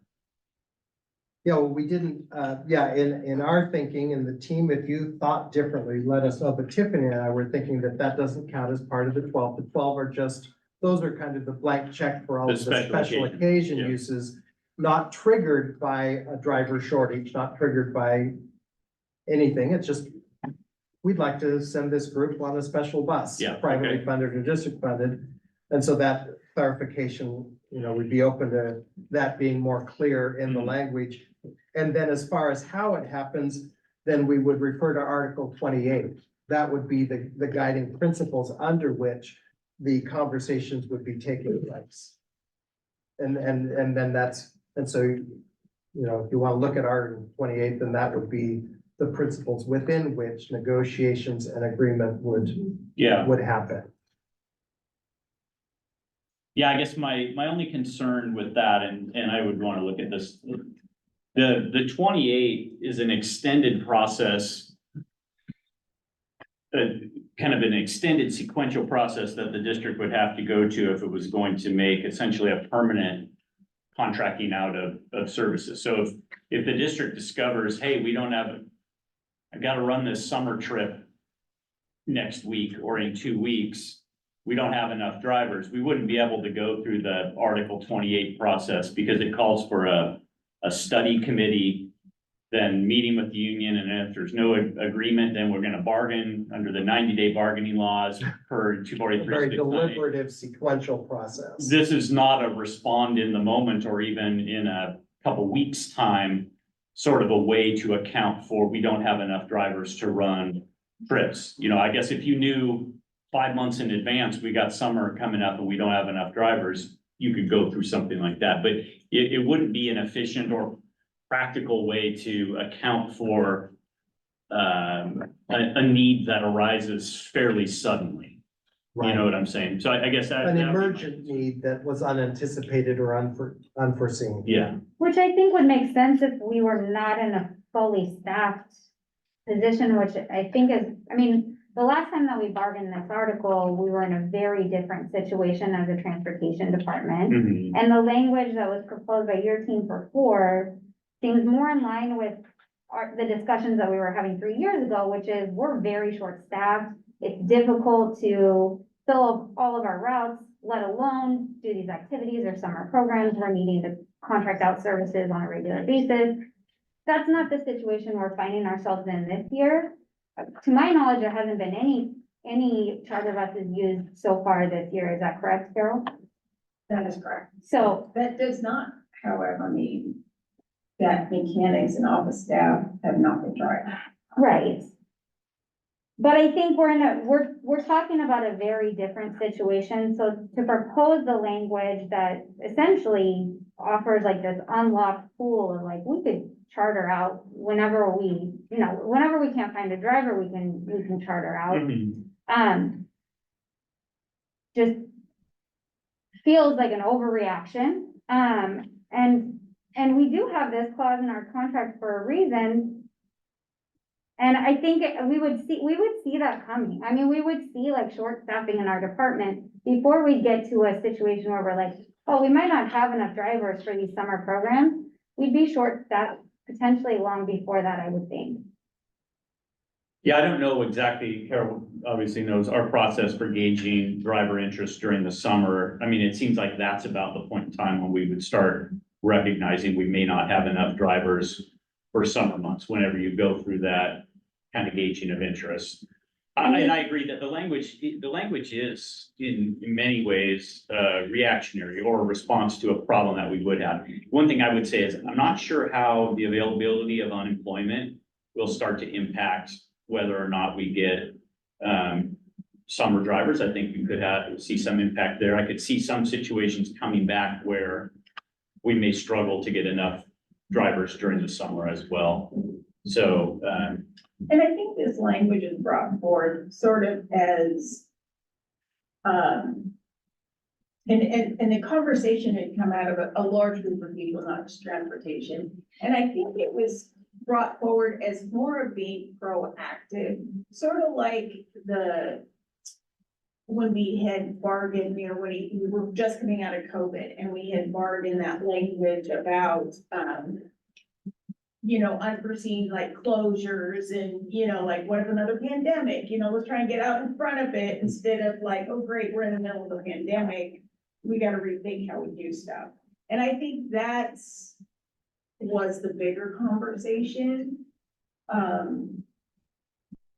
Going into it is I think the language is intended to be like, hey, what if this would happen again? Because we came back, and Connie, you remember how many times, we came back when we were, with just the 12 and worked with HCU and Bargain, to kind of change up how we did things just to get us through. And I think that was what the led to kind of this language being brought forward. and again, just to restate, we're not looking for unlimited ability to use contracted services in place of district drivers. I just want to, as I'm critiquing the proposal, I don't want it to come off as that's what we're trying to achieve. Okay, so some notion of guardrails or whatnot, I don't think we have problems with, because we want to use district drivers when they're available. So people are watching and, I'm hearing these conversations. I want to make sure people understand that. So Thank you for clarifying that. yeah, we can definitely talk about like how this might work and where guardrails might fit in and things like that, because that's not the goal. We certainly appreciate that. We take our bargaining and work seriously, as you can imagine. Sure. And we want to protect it, but also understanding of, your operational needs. We don't want to make it impossible for the district to operate. While it is currently your administration's intention to be fully staffed, We absolutely don't want to create a situation in the contract where future administration could engineer short staffing Mhm. to then contract out our members' jobs. Yeah, I can understand that. Okay, that was my question on that piece. Thank you. You're welcome. Any others? Okay. Well, we're almost Getting done. there. Shall we wrap it up? The rest is, I think, pretty easy. So no changes at the beginning of C, assigning trips. In 6, all assigned trip notifications will be sent to the driver via their HSD email. Drivers must accept or refuse the assigned trip within 24 hours is current language.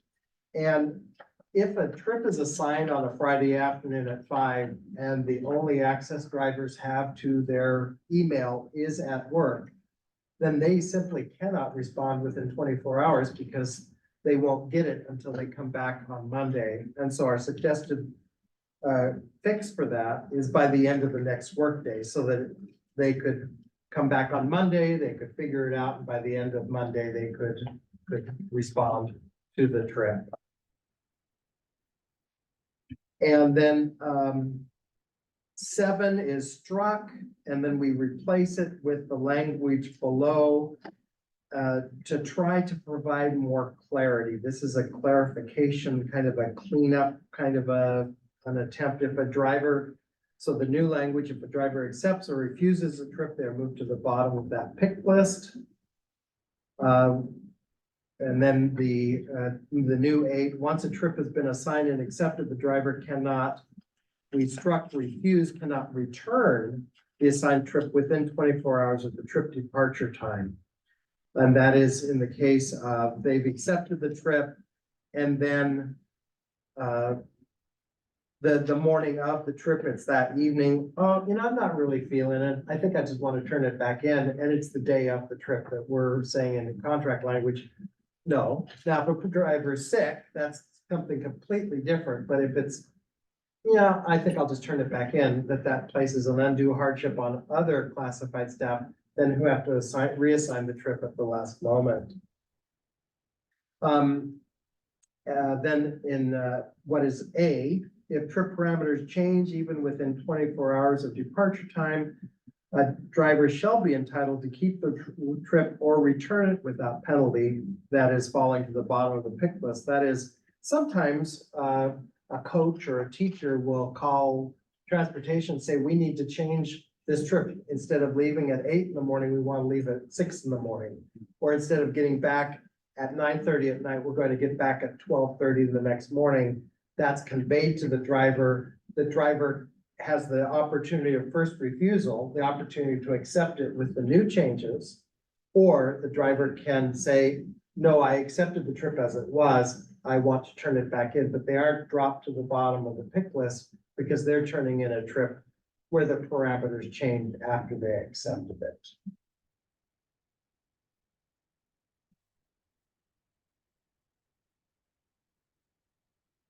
And the 8A is in here so that we didn't have to change all the rest of the numbers. If we TA on something like this language, we could reformat and not have an 8A, just make it a list of items. Number 10, trips that arrive in transportation within 24 hours of departure time are not subject to the trip assignment parameters and may be assigned by a supervisor to any available drivers. This especially happens in sports competitions where a team doesn't know that they're going to advance to the quarterfinals or semifinals. And so they can't request it in advance. They find out the day, and then if it's a tournament over a weekend, they need transportation the next day. That it doesn't go through the regular pick list process because that would be cumbersome to assign, receive, especially if it was Friday to Saturday, there wouldn't be time to go through the regular process. Number 11, if a driver refuses more than 15 trips in a school year, they may be removed from all trip picks lists for the remainder of the school year. this is an attempt to address reality that in the course of a year in which a driver is assigned dozens and dozens of trips, probably by this time of the year, almost all drivers, maybe not all, some drivers accept every trip, but almost all drivers have returned 10 trips, just as a matter of other commitments. And so to make it a more realistic number than 10, to make it 15. You sort of answered my question. I was gonna ask you. There probably isn't such thing, but on average, I mean, how many trips do people end up turning back in or refusing? If you kind of answered that for some it's none, and then for others, by the time you get to this point in the year, that's happened numerous times. Right? Yeah, I don't keep track, but I'm sure I've turned in 10 trips. And I probably turned in 4 or 5 trips just due to bargaining. I'm not available on the days Yeah. that, yeah. And I will mention with regard to trips that one of our dispatchers who's the lead on trips, Stacy Kelly, purposely chose to be in the building today. So if questions came up related to trips that we can, if they come up and we aren't able to answer them here at the table, that she'd be happy to respond and we could bring the responses back to the team. Great. So we're grateful for her willingness to be on hand for that. Okay, number 14, all trips shall be assigned in accordance with the above language and the driving hour limitations described in. Formerly, it just quoted the OAR. Yeah. And rather than having our employees or supervisors, and of course our supervisors are familiar, but our employees may be less familiar, that okay, it's about driving hour limitations. In other words, that a driver won't be assigned a trip that goes outside of the parameters of the driving hour limitations described in the OAR. So, clarification. And then 15, last minute bus cancellation on non-school day. In the event that a driver arrives for a trip on a non-school day, weekend, non-contract day, and the trip is canceled, the driver shall be paid no less than 2 hours. And this language, we drew, or it's kind of parallel to a callback, but that is if a driver drives to transportation, pre-trips the bus, goes to the high school, and let's say it's here at North Terminal and the trip is out of Liberty, they go to Liberty and they were one of 3 buses assigned. And then the coach realizes they don't need 3 buses, they only need 2 buses.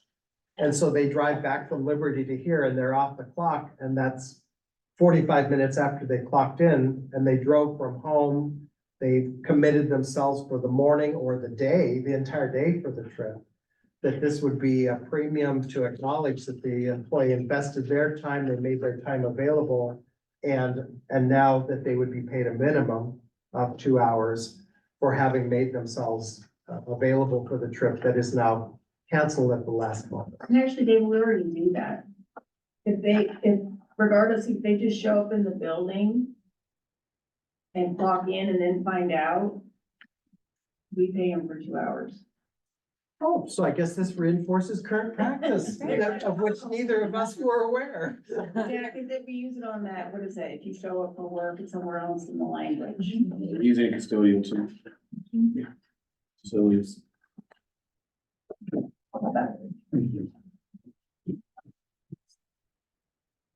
Thanks for walking us through that. That's a lot. So, Thank you all. and a lot of questions I know. So, thanks for your patience in answering all the questions. We may have more after the caucus. Really? Oh.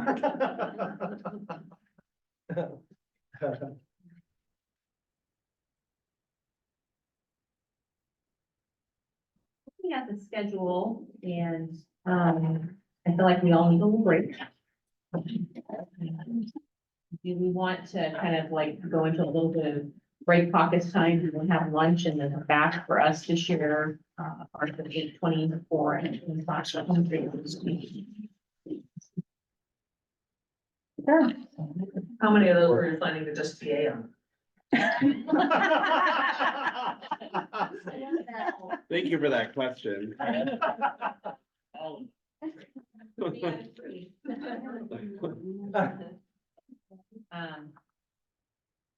how about we take a break and then, okay, lunch is coming at noon? Okay. And will they set up lunch, like over there? Is that what we're kind of thinking of? I assume so. Go with the flow. All right. We'll go ahead and stop the pause right now. Is there anybody need?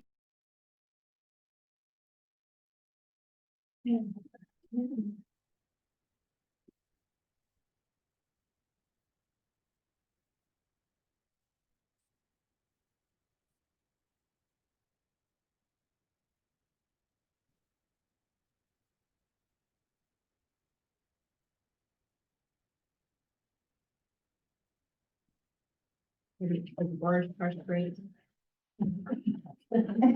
You're done well. I just got one question.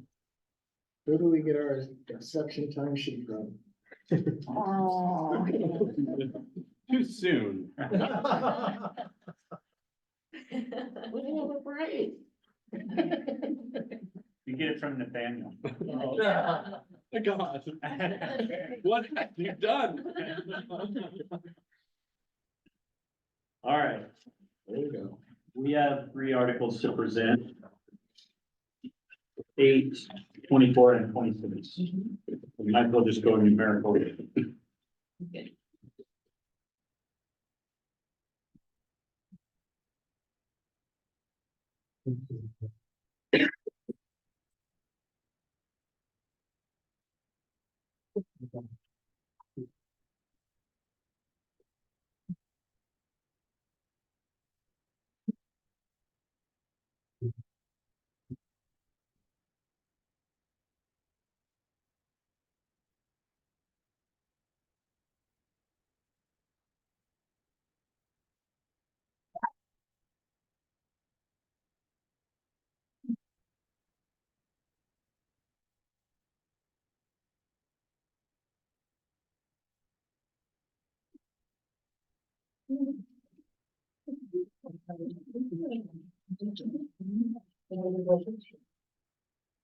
All right, looks like that's gone around now. Oh, I'm gonna walk through this. I'm gonna be looking back at your proposal from 423. HR friends are gonna help me hit some of these pieces. First thing, section A, new positions, we agreed you had a proposed change there that we've incorporated, so that one should be in agreement. The first paragraph, or what you see in total in our section B, that was a change that we had made that you had agreed to in your counter proposal. We did not incorporate the language. You had employees may sign up to receive automatic job posting alerts for their emails to be sent at regular intervals of their choosing. So I think this is gonna come up a couple times in this article where capacity, whether things are literally possible may not always be the question. It's also capacity within the department. And so we're trying to find that balance of providing information. We do struggle with the number of information requests we get from just a variety of sources. So capacity to respond and provide information is definitely a concern. So that, Just not to interrupt you, No. but on that point, and I don't know if we mentioned, I think we did reach out to a vendor on this to find out if this was possible, and it was. Whether or not that means on the other end, like putting the information into a system yeah, is possible, but because we're agreeing to move from the 5 workdays to 3, that also meant that some things could come up out of span for our members. yeah. And so we did want to know, I believe, David, you made a phone call on this. Do you want to give a summary on that? Yeah, so, yeah, we called the talent edge provider and they indicated to us that within the platform, that it was possible on the client side to adjust the intervals at which updates could go out. Updates currently go out weekly. Especially with the shift to 3 days, a weekly update could miss the window completely Yeah. on some postings. And so we included and we talked to some of our own classified staff who would implement the stage change from our side. And it sounded like it was pretty doable Gotcha. to make that change to where folks could elect the intervals at which they wish to receive postings. Okay, that's helpful. Did we have other concerns or thoughts on the HR end of things? I'm not thinking of, was it a systems issue? Was it a getting things posted with a certain frequency issue? I think it was around locking ourselves into something where if the system changed in the future. Yeah, I guess that's true. In our language, if we're, just to inform our ability to kind of come back to you on this, because it is an interest that we have in ensuring that our members can get kind of this information timely and relevant to the window, right? So it'd be helpful for us to understand what in our language, might be the most amount of hardship for you. I mean, as I'm reading it, like intervals of their choosing. Yeah. Might be, but to hear from you guys on that would be great. That was one piece of it. Could I say I want them every day? I want them every 2 days. I want them twice a day. Do I want them, I didn't know. And you had the conversation, David. It sounds like I don't know if there were any limitations that they identified on that what frequency you could choose. We didn't go into that level of detail. It sounded to me like they could put a drop-down menu where you could have it weekly, you could have it every day, because Daily. for some folks wouldn't want it Yeah, every day. yeah, But where it would the same information would be, my interpretation, the same information would be provided by the district.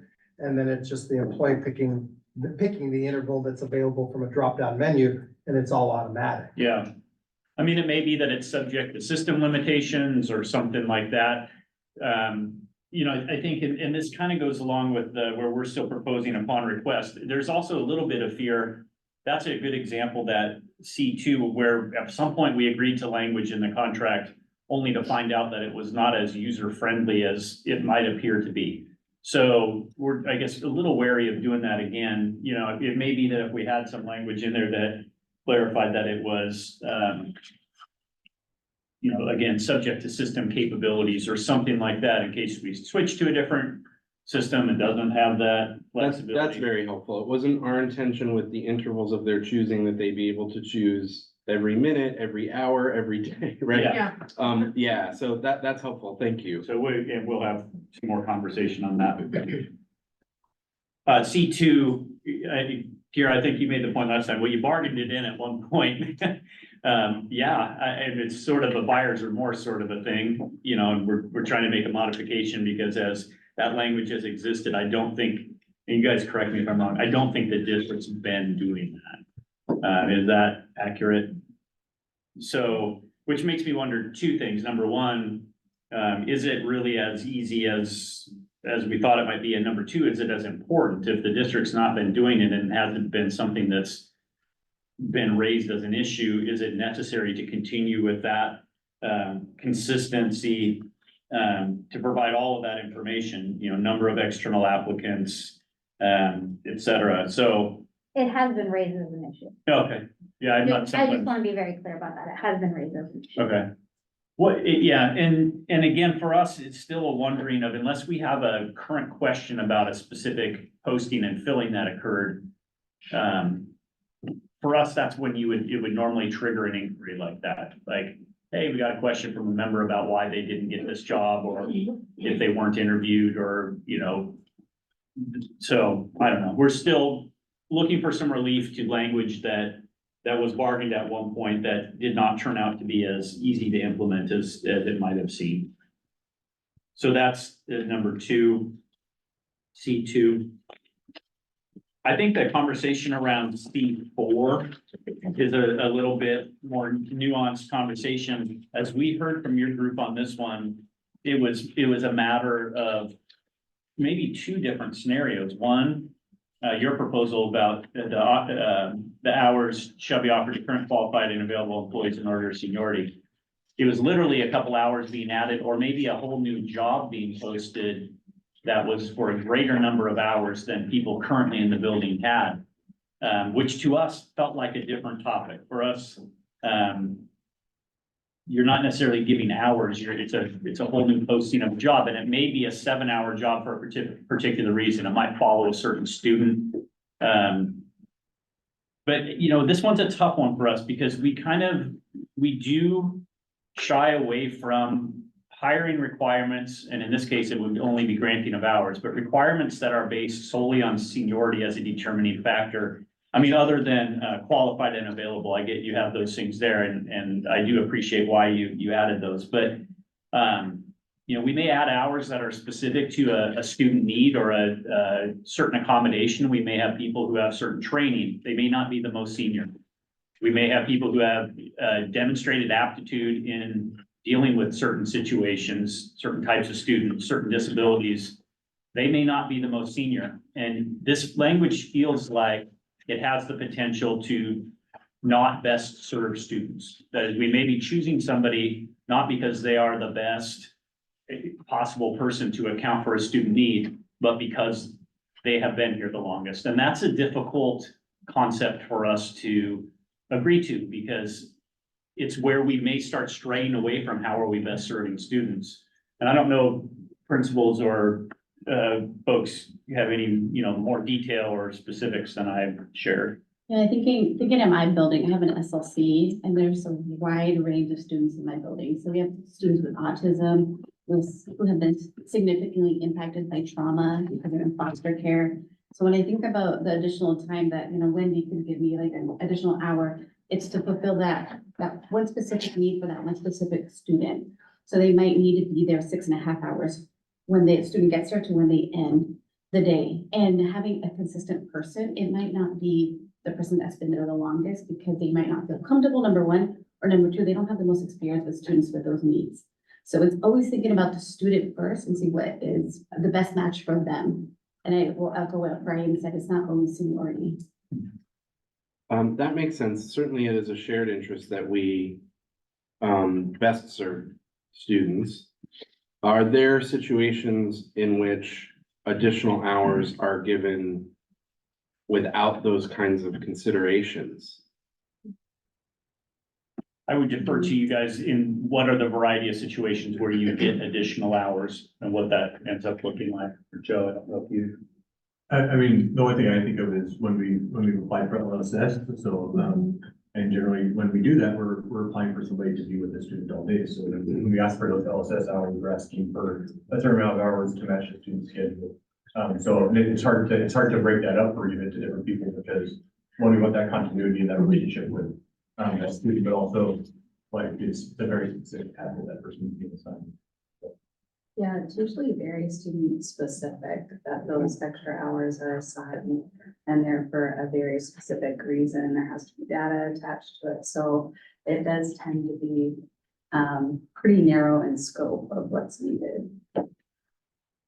Are we missing any times that you guys can think of when we might have hours that are added or assigned? I was added hours this year that was assigned to the building. So I don't know if that falls in, if that's the question you're asking. Well, I mean, I think the examples that I'm hearing primarily from our group are additional hours because of a specific student need. And I didn't know if there were, I mean, then I heard your question, like, are there hours that added that don't fall under that category? So I didn't know if there were any that you guys knew of. Extra hours for a building for a work site seems to be in line with kind of what we were thinking with our proposal.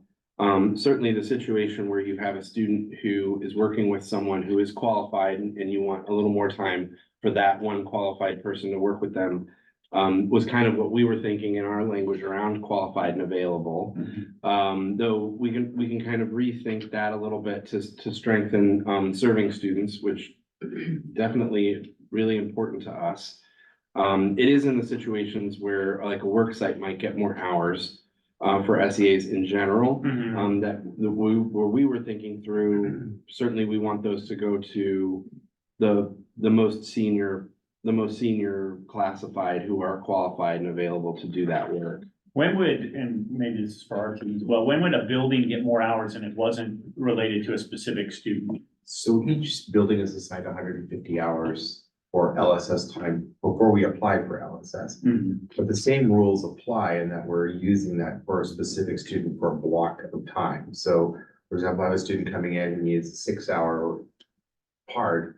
If I'm assigning piecemealing it out, I'm not giving that student that full need of that.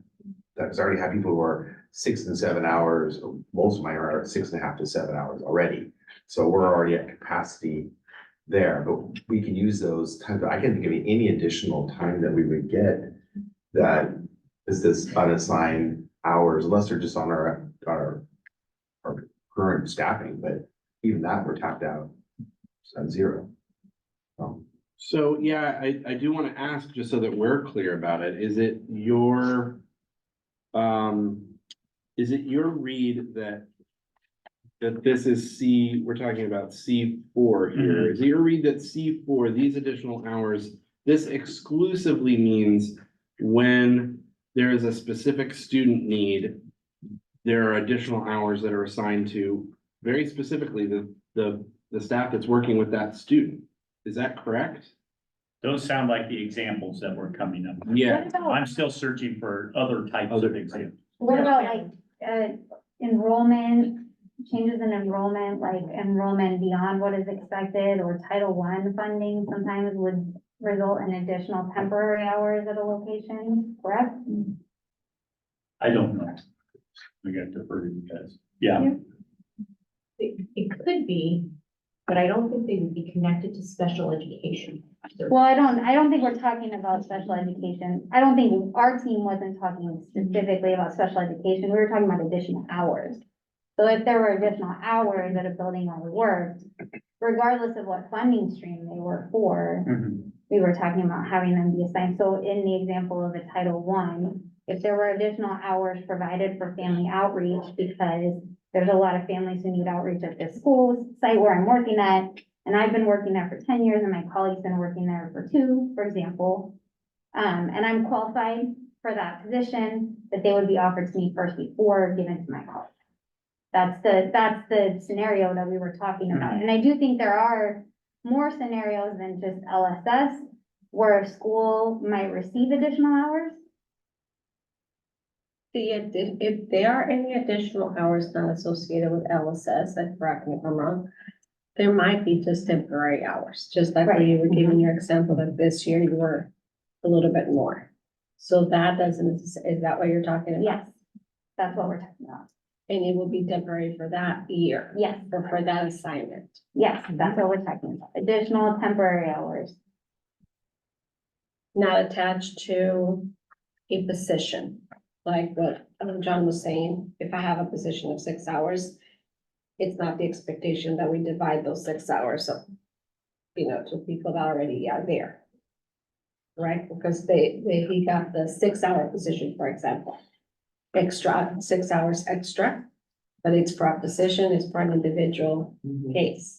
Correct, we're not, yeah. I mean, that wouldn't be additional hours, right? That would be like a completely Additional. additional job or additional, right? Yeah, that's our understanding too, and with our proposal, the examples that you're coming up with around specific student need and SEA potentially working with them. We want to protect that and your agency around your ability to do that, which is kind of why we had used this qualified and available language, though. We'll reconsider that. Maybe there's something else we can use there, but additional hours, I think, do probably mean temporary.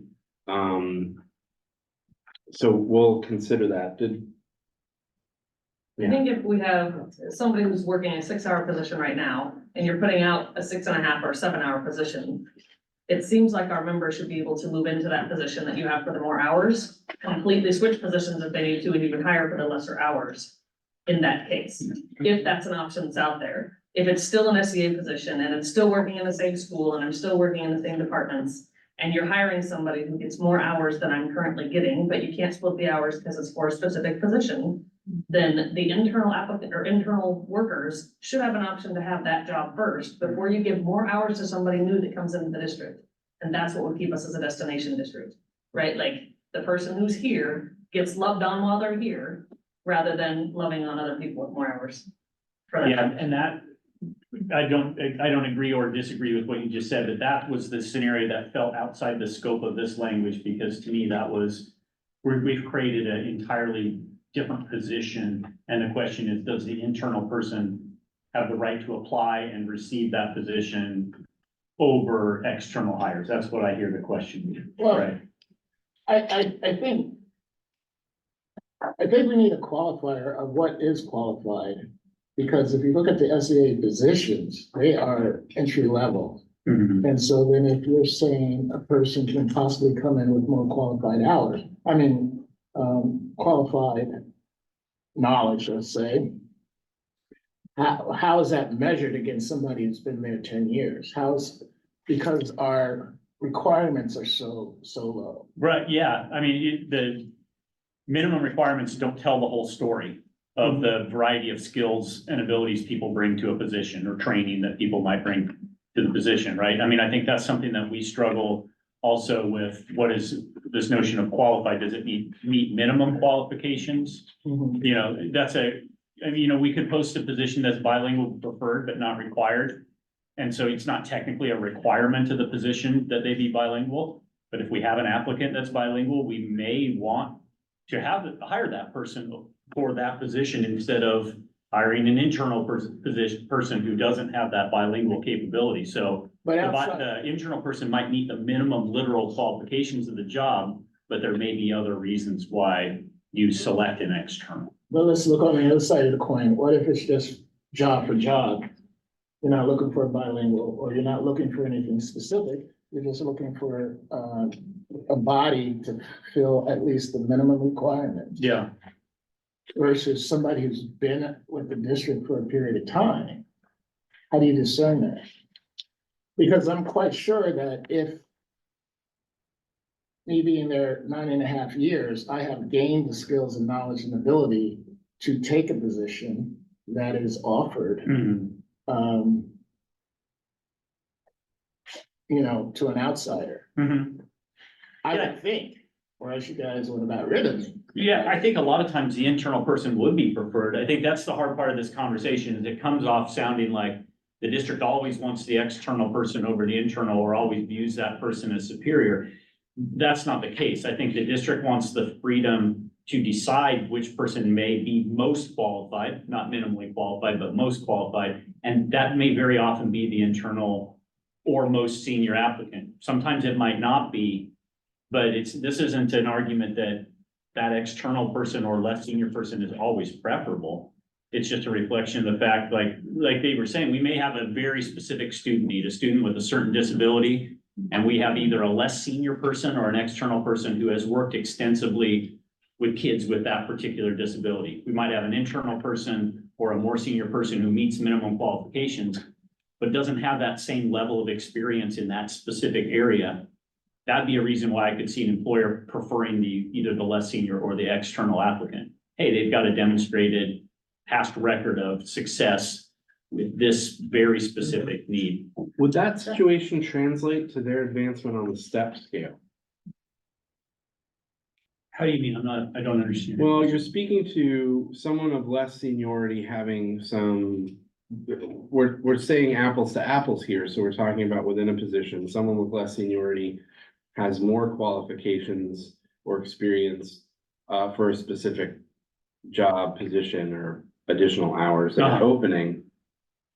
Is that a situation where we've got a senior employee who's 3 years and someone else who was hired in is 1 year in, but it's potentially a higher step? Are you talking about someone who's been granted more steps because of their experience coming into the job? Yeah, I didn't really think about step placement as being part of that conversation.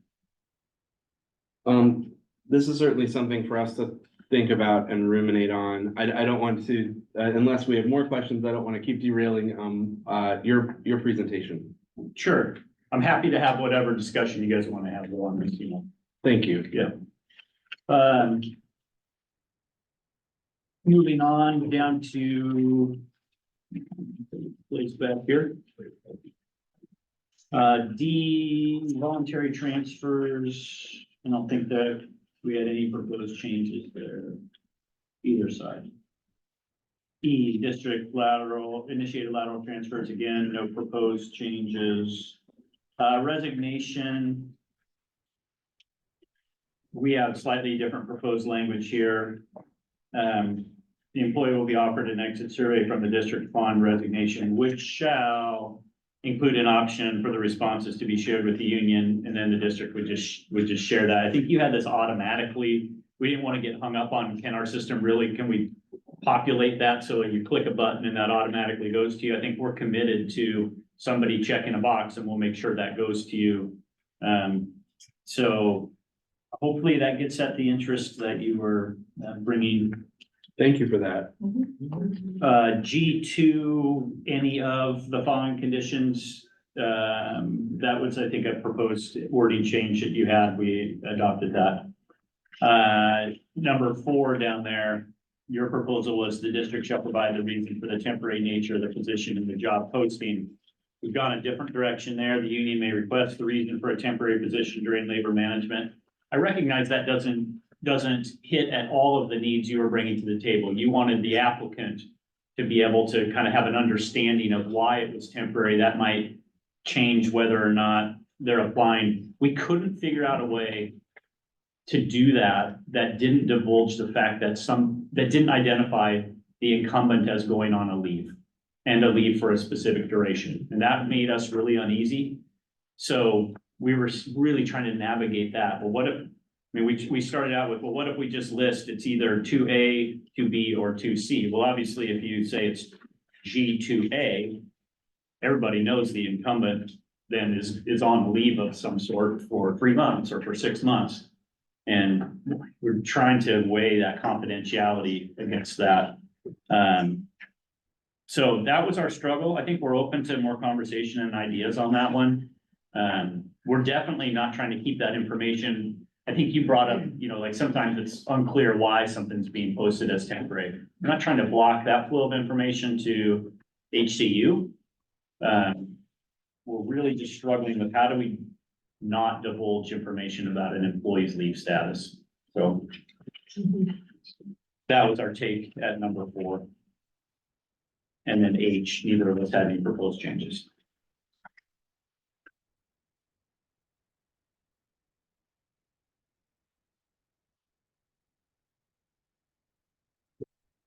I think there's definitely pieces in there that we're willing to keep having conversation about and troubleshoot if you have different ideas. We're open to those. I certainly appreciate that. Thank you. Yep. Thank you for this. All right, Article 24.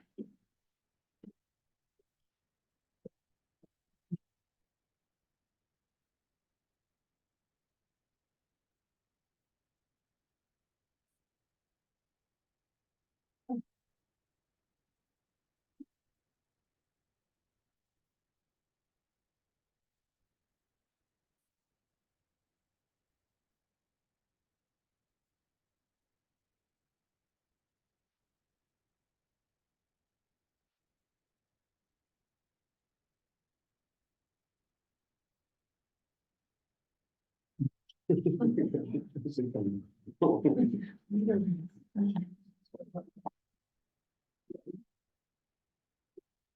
right, that looks like it's made its way around. I'm hopeful that we're really close on this one.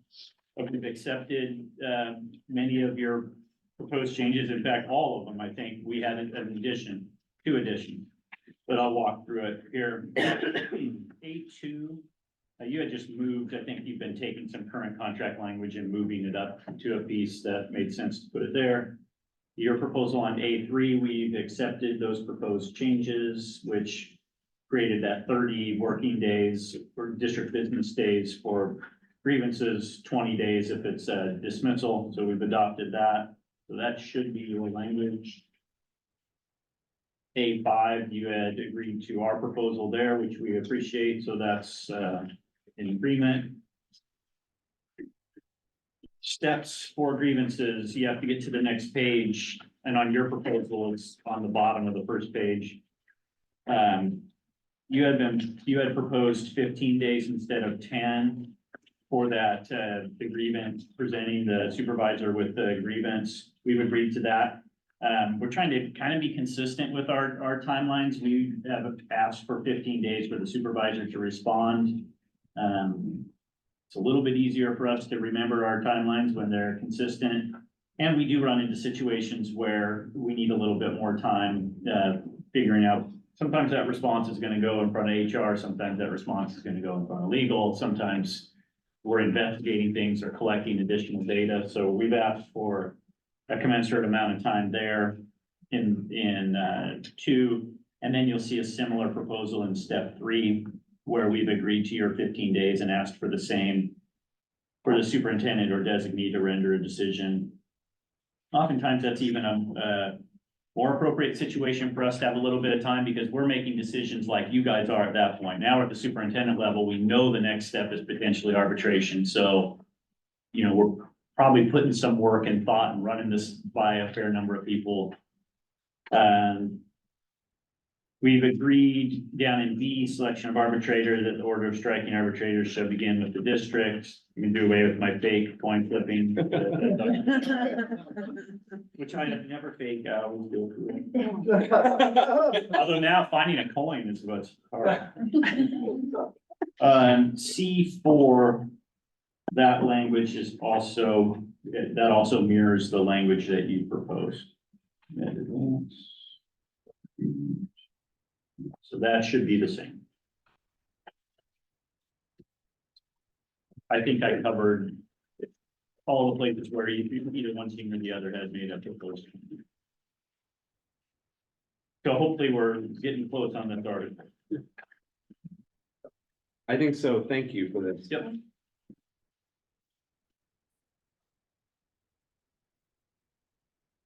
Article 26 is the last proposal that we brought.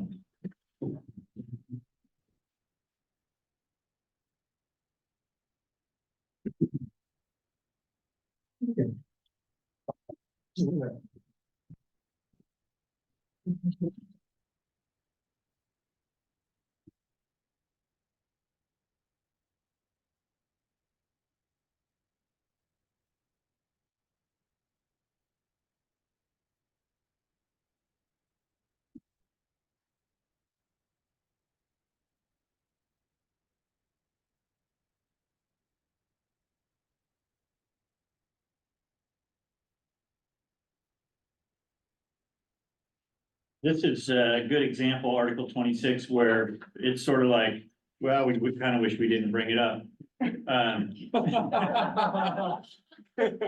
We're proposing to go back to current contract language on this one. We have had it in existence for quite some time, a policy that says people need to do their receipts within 30 days. It's for all employee groups. And so to have an exception carve out in the contract just for, you guys had proposed, 30 days, but really they have 60 days or that's going to be problematic for us to administer different timelines for different employee groups. And we would then have to go back now and revise our policy. We realize this, the CBA would trump our policy if there's conflict, but we're looking to not create the conflict between the CBA and our policy. So it's been in effect for some time, correct, Michelle? I don't know that we've had a lot of issues with it. We were, for notice purposes, trying to incorporate it into the contract because not everybody accesses that policy. But really, we're just hoping to keep things consistent for all employee groups and not create the need for policy change. Right, there's not an issue one way or the other for us currently. We're just trying to align the contract language with our other data. That makes sense. We found your reasoning around people holding their reimbursements for a long time pretty compelling. Which is why we wanted to kind of move around on this. I have to ask, under the current policy, if we go to status quo, are you currently rejecting mileage reimbursements ever? Only if there is a repeat, like after, like if it's an ongoing chronic issue with somebody, then we'll pick it up with them. Personally, we'll, start with a note and then we'll start bringing the supervisor in and say, hey, you're in charge of helping this person get their stuff in. So like I said, it's not, we don't turn them away typically, but we do need to keep them processed in a timely manner. So I think we've got a good practice in place right now. Okay, it's just good for us to know, kind of how you're administering the policy right now. And our interest obviously is in mileage. This is essentially resources and money our members are out already, so we don't want to be in a place where they're being rejected reimbursement for that. Yeah, you referred to CBA. My question is, what is CBA? Oh, the collective bargaining agreement. So my point only being, if we agree to something different in here, and we had the policy that said otherwise, we would have to follow the contract over the policy. So we're looking to not create that disagreement. Yeah, I appreciate that. I mean, we certainly thought your intention was compelling there. Yeah, our main thing is just protecting our members' ability to get the reimbursement, and that being clear and not really challenging. Sounds like it's been administered in a fairly quick. user-friendly manner. Create an electronic request where possible for folks. So, I mean, we're always trying to speed that reimbursement process up for people so that as soon as they submit paperwork, we can keep that process. Okay, great, thank you. David had a question. Yeah, in terms of current practice, and the reason I raise this is the language you proposed was to qualify for reimbursement, an employee must submit documentation of mileage within 30 days of the travel per district policy. So that's 30 days of the policy. The policy itself says any claim for mileage reimbursement must be submitted to the district office within 30 working days of the conclusion of travel, which would be more like 6 weeks rather than a month. Yeah. And so that's That's how we process. okay, okay, just that clarification, because you proposed something different than the policy. Did we That just was say more days? Did we You just just say said days, which would be Okay. more restrictive than the policy. Yeah, it may have been that we meant working days, but weren't specific in our proposal, which we need to be careful about because days can mean different things. Great, Yeah. thank you. Yeah, thanks Helpful. for bringing that Sure. up. Those are the articles that we brought today.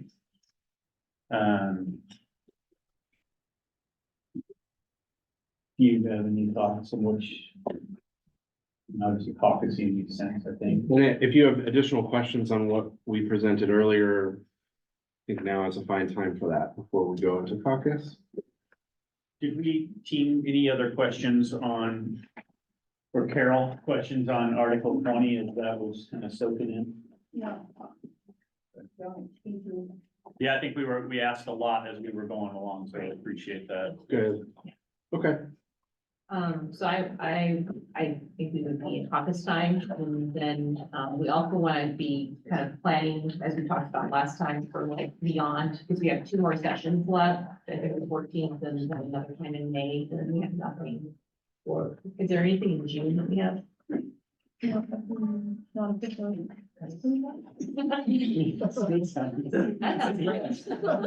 Very cheery. Just never gonna transportation. So just if we want to, do anything beyond in what we have scheduled on the next 2 dates, just being able to have a conversation about that. We're prepared to respond to that now. Okay. If you'd like to have that conversation now, we did talk about the date, the June 21st date, and also the potential to bargain over the summer. And, as a team, we discussed our core feeling here is that we really want to bargain in a way that's transparent to our membership. And the majority of our members will be off contract by June 21st, and they won't have access to our bargaining process.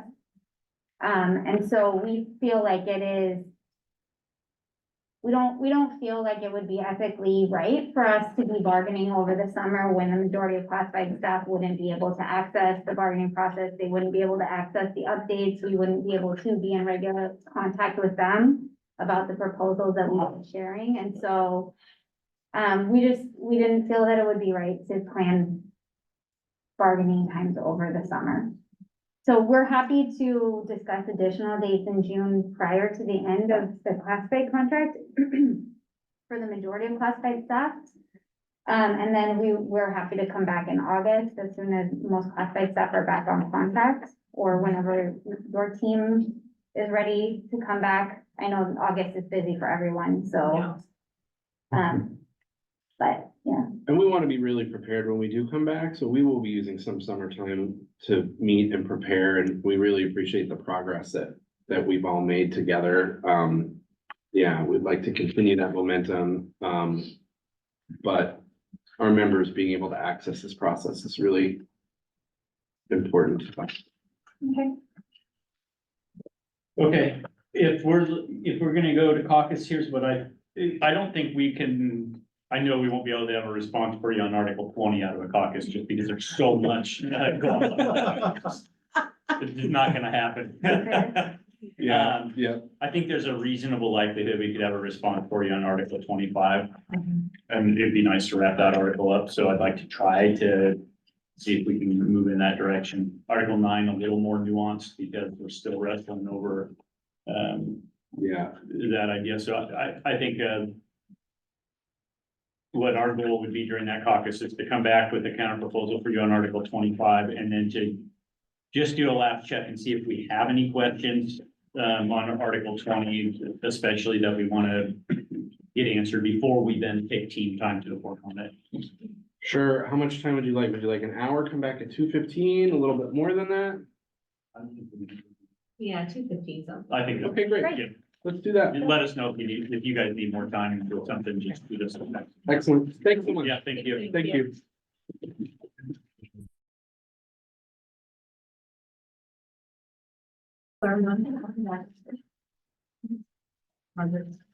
Yeah.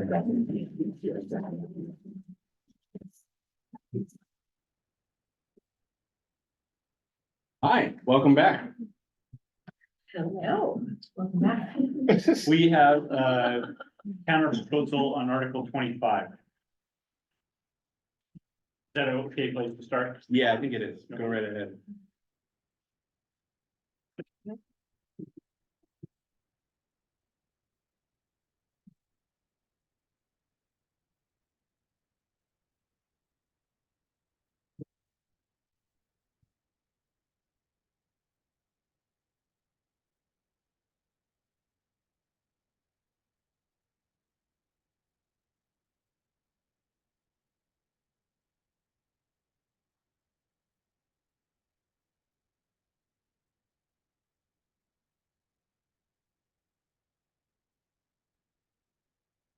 All right. So we're working on two pieces of it still. The first is in section A, where the one difference that we had was you had a reference to and annual notification of assignment. And we might have Marta or Hannah talk about this one, because we actually provide this information, we think, about in essential position status in a slightly different way. You guys. Yeah, we were talking about how, we're gonna be including it in the job description, through the hiring process. It would occur then through annual training in Vector, where they would have to go back through the job description and see it again. And then we also have our annual process in the fall, where we send out to all classified staff the inclement weather memo, and it would also be part of that, as it is now. So we added the reference to and annual training to hopefully get at this notion that, yeah, I've seen my job description once, or I got hired once, but I need maybe a kind of a refresher that I actually do occupy one of these positions. So that would happen on an annual basis. The other proposed change, or the area that we were different, was on the next page, number 3. I think we've largely accepted your language. We just changed it to the district shall confer with the union within 48 hours. Again, contemplating that this might not be an actual meeting, but it would be a phone conversation or Zoom or something like that. So we weren't feeling like that really materially changed the idea here, which was there needed to be interaction within a certain time period if we were in one of these unfortunate situations. So only difference from your language is confer instead of meet. And then the next sentence, to make that agree, we took out this meeting and just changed it to the parties shall address safety concerns for workers. So Those are the only two places where we were different in our two proposals. Everything else in this article, I think has been resolved. Thank you for that. Yep.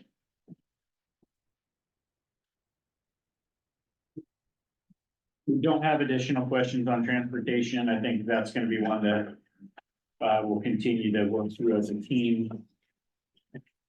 Possibly bring back next time or the time after. I'm not sure what our team is gonna be on that one.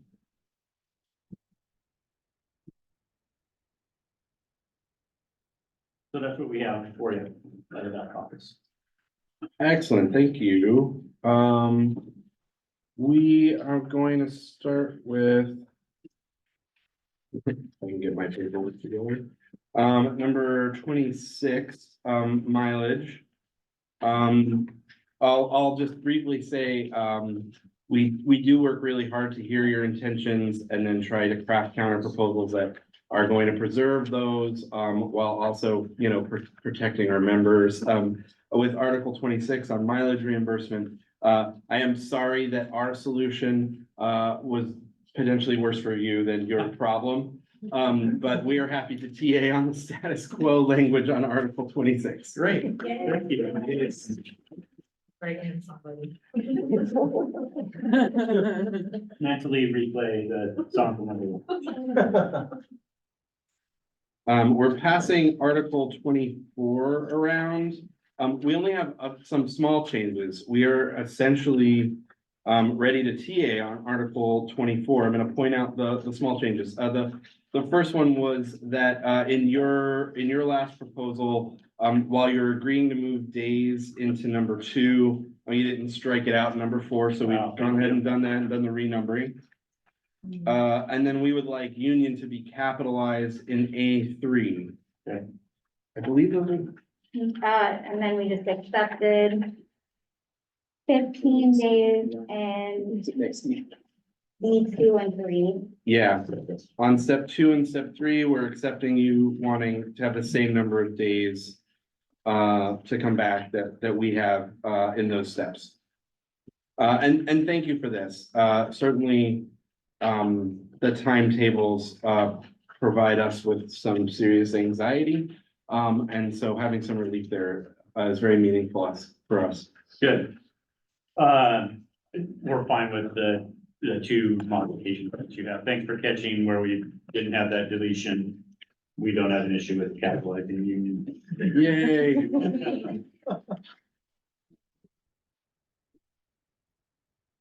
That's all I'm talking around, but I don't have a clean copy of 25 to 9 because that. That's okay. We probably have another one. and 24 and it is. Yeah, 24. I'm in such the habit of notating time on everything, so. The other one you gave us today was Article 8. We're needing just a little more time, so we'll take that past adjournment.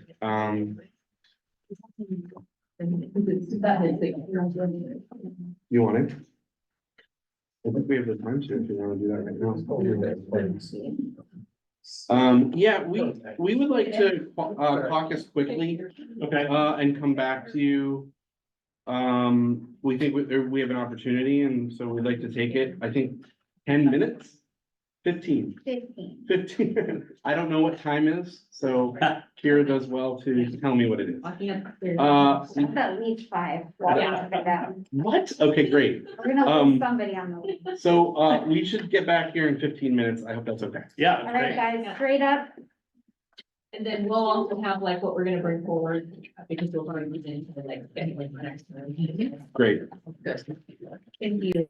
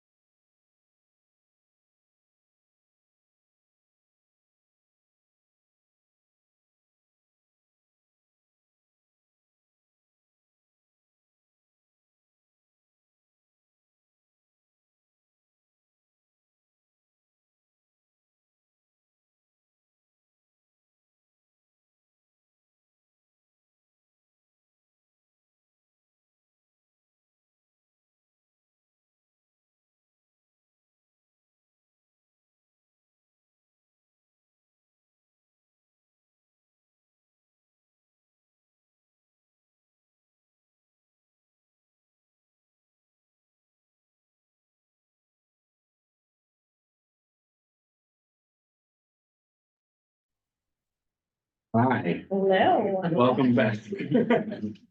You guys held to your time really well that time. That's really great. That's awesome feedback. Yeah. Wish you the best in the future to abide by that. And thank you for that time. It was really productive. If you have a clean copy of Article 25, we'd love to PA on that. Oh, never mind, we have one. We'd love to PA on that. Right? Nice. No more scrapping. Yeah.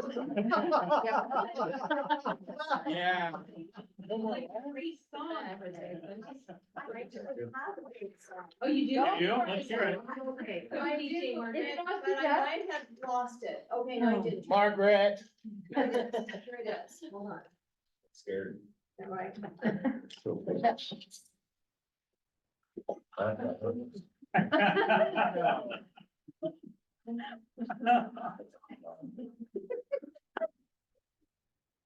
You're bringing back flashbacks from about 14 years ago.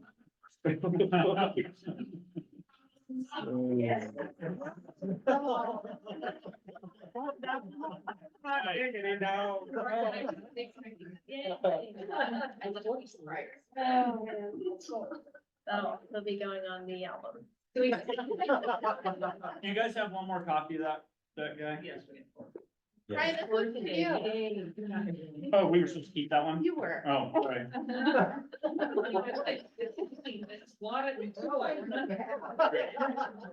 Yeah. You need one back on that. I need one, yeah. Yeah. Yes, Yeah, please. but before we buy that, no, right, you should end up using- One of those banks. Oh, yeah. You've been giving me nice copies all day, so I wanted to at least have one. Okay, here we go. Thank you. Now this is good. practice.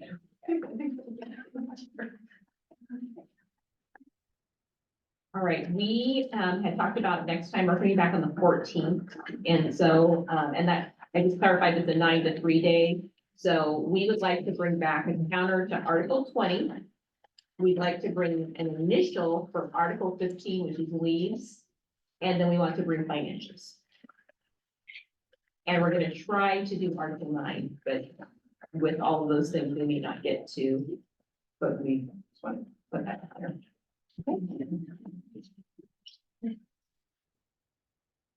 So 20, 15 financials, for sure. Okay, we will bring 8 and 6. And at this point, that's what we know of, and we'll be in contact with Hannah if we have more.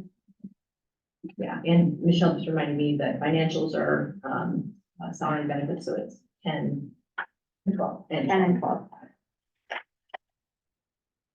Thank you. You bet. And we'll be back at the AC. Great. I think that's it for today. Thanks for a really productive day. Good work, everyone. You feel better, Kara? Yeah. Thanks for toughing it out. Yeah.